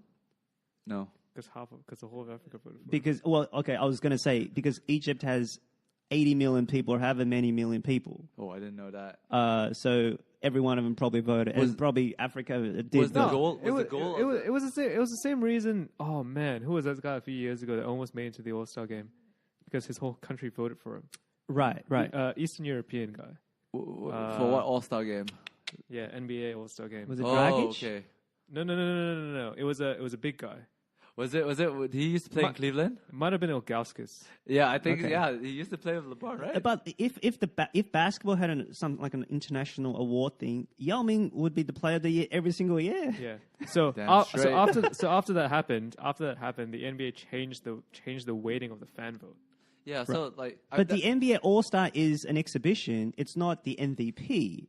Right, they're not giving the fan vote to the MVP Still, award. do you want to watch Fans, yeah. No, Zydrunas Ilgauskas playing in place of possibly a better center? Yeah, anyone else? Yeah, someone else. Well, if you wanted to be the vote, or if you want to give fans a vote, then you have to put up with sort of. But it's about weighting it right. I think at the time the weight was 50-50. Between the fan vote and the and the selectors, right? And I think that's a way, because I think previously it was 100% fan vote, and now they say we'll get an out for this, because if you win the, let's say, the overall vote, even if it's not deserved, if it's someone from Japan or China or some other population center, just say China, man. Let's say, okay, and if it's not deserved, now I would say, if it's someone who isn't deserved, you put him in anyway, because you get a billion people watching. So so I can understand that. But if you're talking about Gauskas or someone else, which is really not deserving and is not from a large enough market for the NBA to want to market, you have 50% of, is it the coaches or whoever, or the players who won't vote for him, so they have an out to not put him in. Yeah, but I think it's in the best interest of someone like the NBA to do that as well. I mean, like To have a 50-50 thing? or rather to ensure that the fan vote does not distort the best players. Because I agree. Because even though you're right in that the All-Star game is an exhibition, it's also it's also a place where the so-called best players up to that point in the season like go out and perform for the fans. Yeah. Yep. So, for example, if you're telling me, I don't know who was the guy behind Ilgauskas, but, just hypothetically, if you're telling me, all right, Ilgauskas is going to make it this year and Joel Embiid is not, I'm going to be like, yo, I don't want to see Ilgauskas, man. I want to see Joel Justin's Embiid. gonna be tight. Justin's gonna be tight. But I think, you know what I mean? yeah, Like, of course. But I think Adam Silver did a good change for this All Star. Like, you have captains, and then Yeah. some fans pick some, Yeah. and then I think Yeah. right So- now so it's I think They ever picked the since- pool. a Yeah. good So sweet I think spot, ever since the Ilgauskas situation, the NBA has I think they changed the rule every year or something just They to try- try, yeah. just to try to make it a bit more Which is so fine. that the I think so this that year- the best performers make it in. the last year's was one of the better ones Yeah. of the last 5 years. It was Yeah. interesting, like Team LeBron against Team Curry, Mhm. and it was obviously it's still an exhibition match, but there's a higher level of competition compared to the previous years. Yeah, because if it's just East and West, it's the same players on Yeah, the same yeah. sides unless you change teams. But I believe we make too much of the awards in general. Yeah, I think so too. But certainly All-Star appearances, Yeah, I don't think that's a good way to ultimately judge. A better Okay. way is the All-NBA team. yeah, Because the All-Star appearance is, it's only half a season. yeah. If someone's really deserving if someone be an came on, overall, yeah. someone came on towards the second half, they don't make the team. I agree. And also, they have the same amount of spots for East and West, Yeah, and the talent is so stacked in the West agreed. that someone know who's deserving, who would have made the team in the East, don't get it. So that's unfair on their resume, which is why at the end of the day, I don't count All-Star appearances. Yeah, I don't. I count All-NBA or All-NBA, where yeah. they finished as the MVP. I don't count All-Star appearances. Okay, but let's talk about the awards for soccer. Surely there's some awards which I think are still kind of important, like the Ballon d'Or. I think that's still kind of important-ish. I think it is. And I think your league's award, like, for example, the best PFA best player for the Premier League, I think that's important-ish, like, I think, fine, it's probably important in that sport, but just a consumer of all sports, I think they are the least important.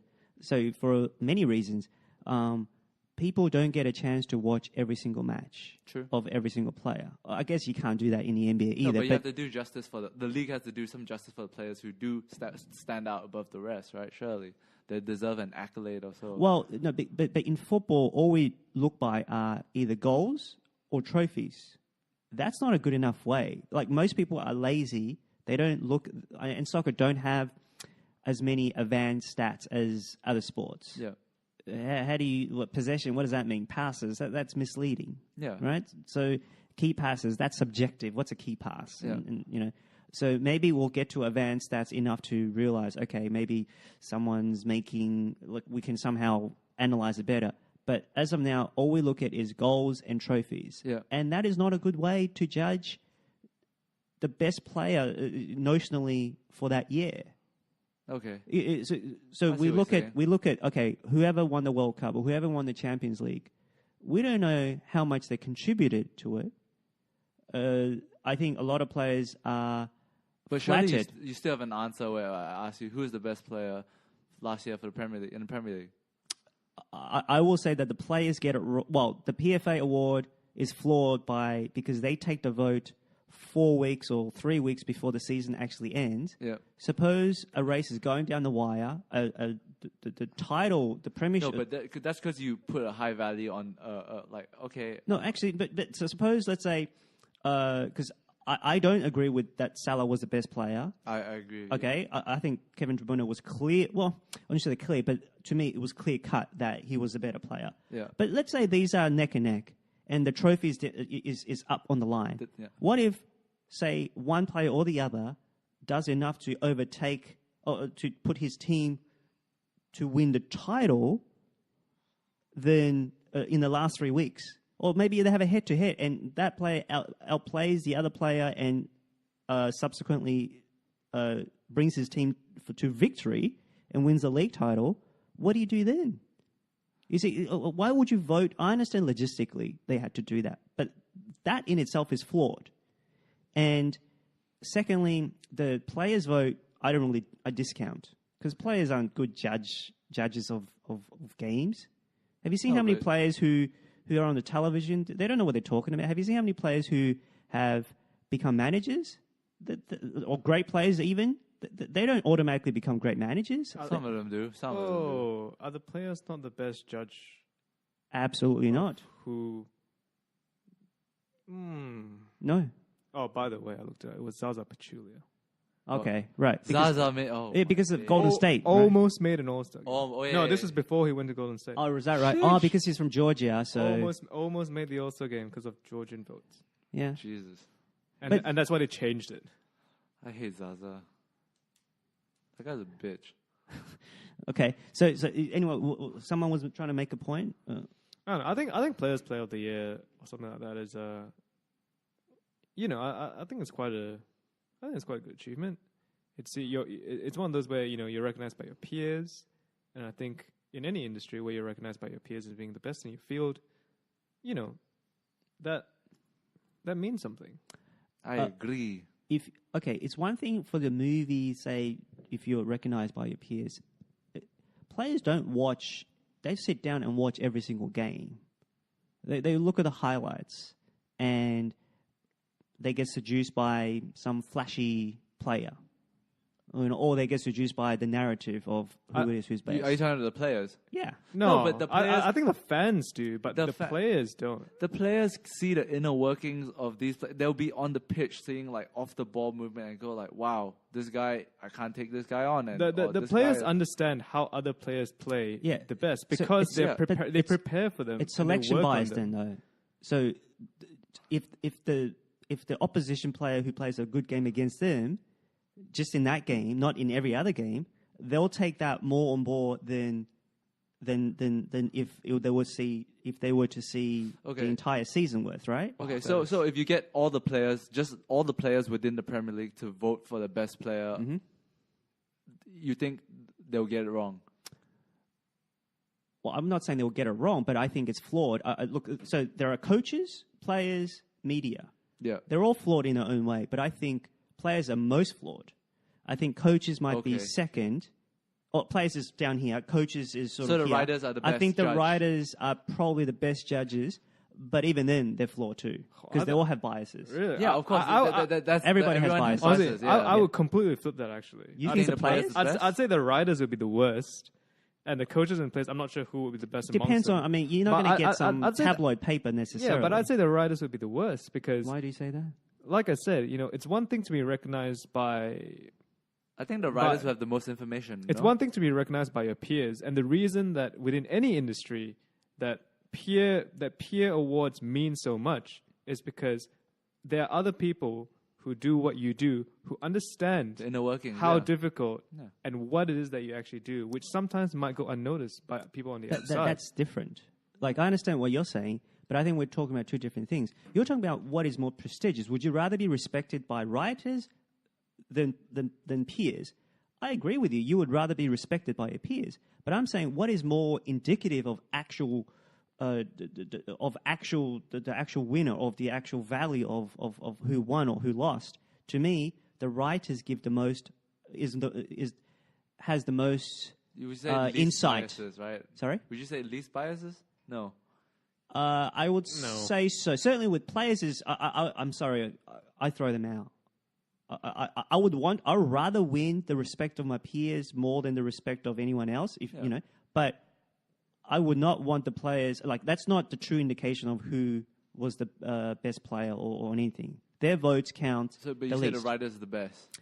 I think so. It's close with coaches, because I think coaches, they see a game a little bit differently. They look at who they want to shut down first, or which might not necessarily mean the best player, for example. You're looking at the way how they look at a game. Something, yeah. Okay. Yeah. So that is slightly different. So I would say this is the least the least biases or the least flawed, to me, are the riders. Okay.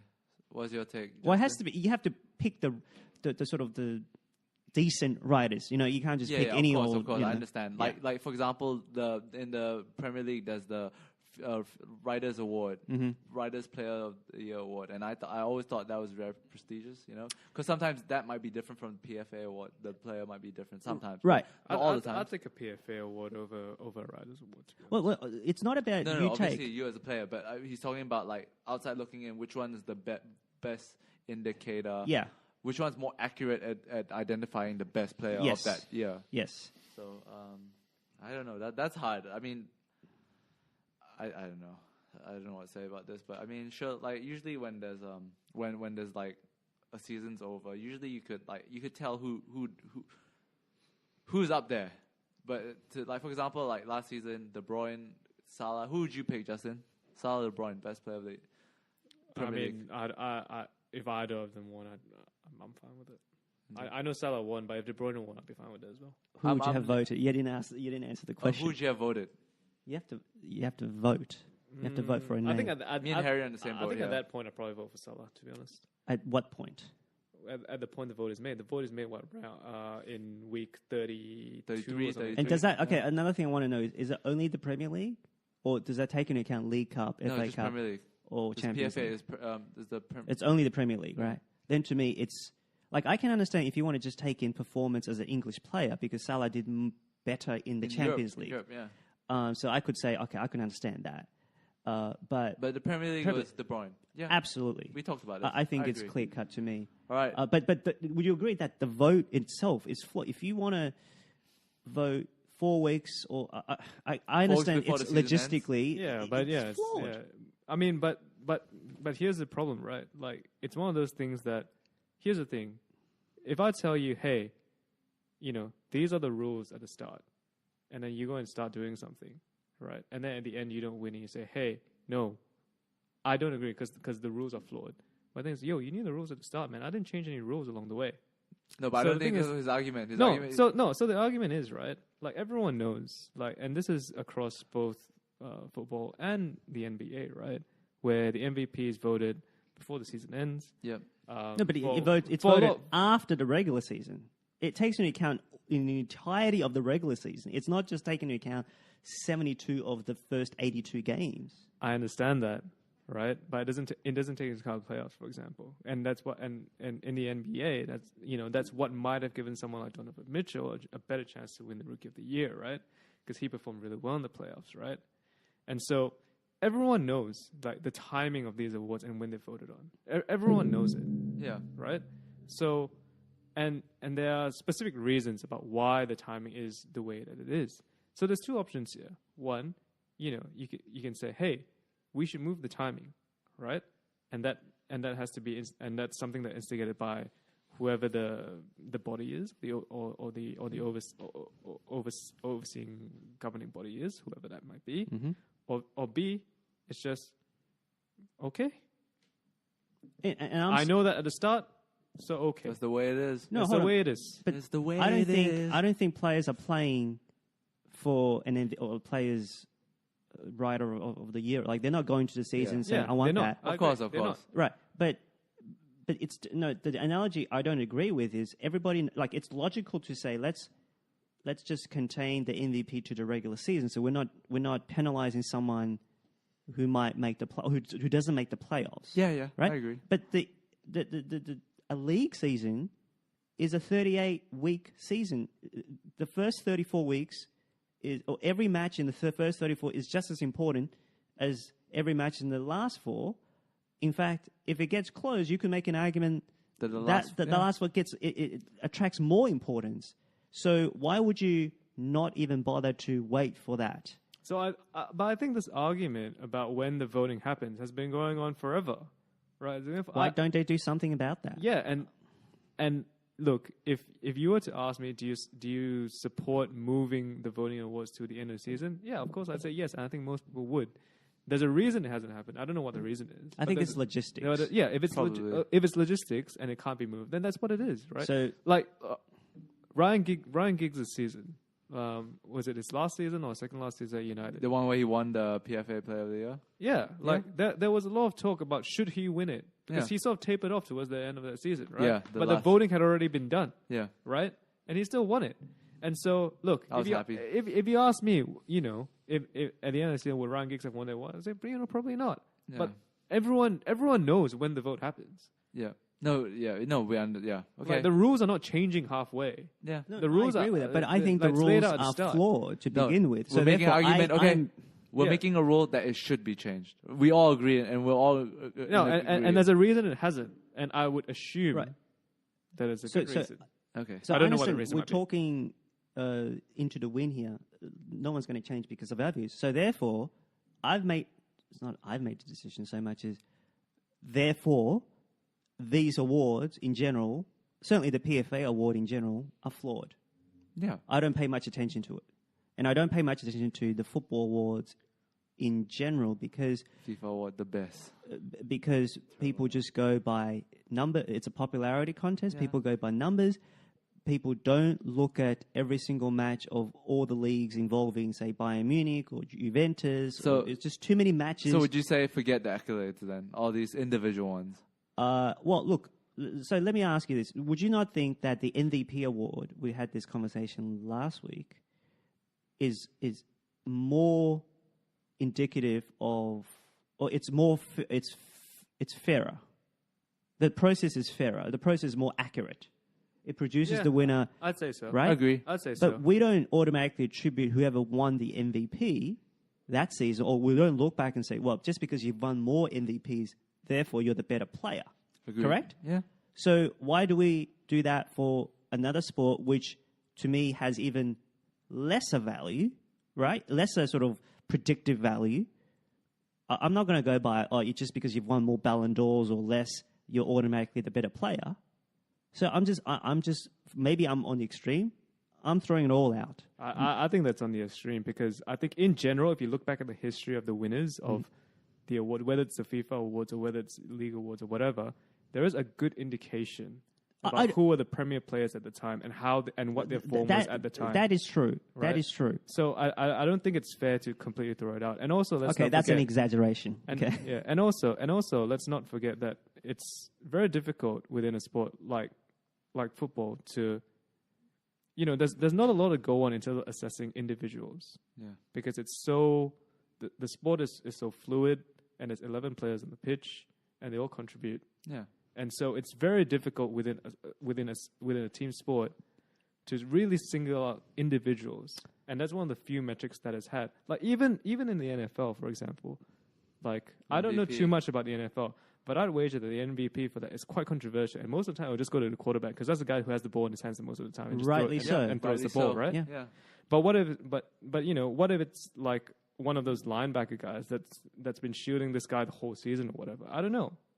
Like how are you to say? Like who's you know what I mean? Well, okay, but it's if you, so difficult. Guys, we have to wrap this up. actually, no, it's not. If you watch it enough, I'm sure you know more about soccer or basketball, say, certainly, you'll have an idea of what skill or what attribute is valuable in that sport. Correct? Like, you'll know enough to know that, hey, if someone does a flashy thing on the sidelines, it's not as important as someone to do it in front of goal, in the central, or in the goal square. In the box. I can understand what you say, but I think, for example, maybe NFL is not a good example, because there's all these different positions. I'm and talking the about- expectations of what they need to do are different. Like, after a while, you realize certain different positions have different value. Yeah. Yeah. But even in soccer, there is different positions have different value. Yeah. Correct? Yeah, that's true. But for example, in soccer, right, there's no linebacker. There's no, all right, your job is to stand in front of this guy and make sure it doesn't hit your guy. Like in soccer, everyone's job is like, No, it's get not. the ball and kick I it. understand it's not as specialized, but it is still like defenders. Okay, they go forward, but there's still majority of their job is to defend, right? The striker position, then number 10, the central, the centre backs. All right, before we go into... can you finish up your thoughts? Yeah, let me finish my thought. So, just as an example, one of the things we don't realize is those who play on the wing aren't as valuable as someone playing the central midfield or in the number 10. Number 9, as good as they are, I know goals are everything. They're the scoreboard. they're not as important as the number 10. So you just start by that. Now, if someone who's playing the number 9 spot is overwhelmingly better, then you can say, okay, even though that player plays in a slightly lesser important position, he might be a better player because he's just better at his job than someone might in a more important, like the number 10. So we have to all calculate, we have to assess it all, how good that person is in his position and how important is that position. Yeah, but, I mean, without going too much into it, already when you said, like, these days a central midfielder,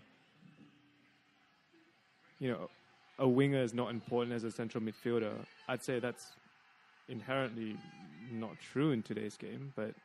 whatever. So already, let's just take that out. Yeah. So already there's a disconnect between, what the hell is that? Let's just take that out. I will. Okay, a fullback is not as important as a centre back. Okay, and certainly a number 9 is not as important as a number 10. These are easy. Maybe the wing and the central midfield might be slightly different. Although, man, let's not go on this today. Shall we just wrap it up? We'll pick this up next time. Yeah, To be we'll pick it up continued. next time. Okay. What do you want to finish on? Do we have any finishing statements? No, not for me. Okay, let's talk about who's going to win the AFL final tomorrow then. I don't even know who's in it. Collingwood and West Coast. In 2 days' time. We're taping this on Thursday. Yeah, true. Yeah. Who's going to win? I don't know. I don't really care. Go.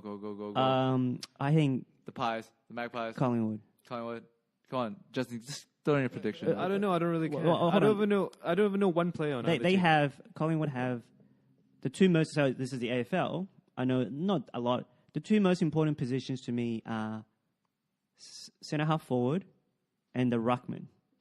Collingwood have not in terms of winning tap outs, not in terms of getting possessions around the ground. But the better one compared to... Yeah, Collingwood have by far the two best players in those two positions. So therefore, I think they should win easily. I think so too. I just think it's because it's at the G. But even though the West Coast beat them there this season, I just think Collingwood has played there more. Yeah. And I think they'll just... And by the way, I think it's inherently... I shouldn't say it is unfair, but the fact that the grand final is always played we can talk about this next week. Yeah, we can talk about this. I love that topic, but we'll talk about it next week. Yeah. Well, that would be over. No, the game will be over. People's moving on to something else. They're not going to revisit this. True, but we can talk about like AFL. Yeah, we can just talk about like why they won or who if they did win or why they lost. We could recap. Sure. All right. Thanks, guys, for tuning in to Zero Credibility Sports.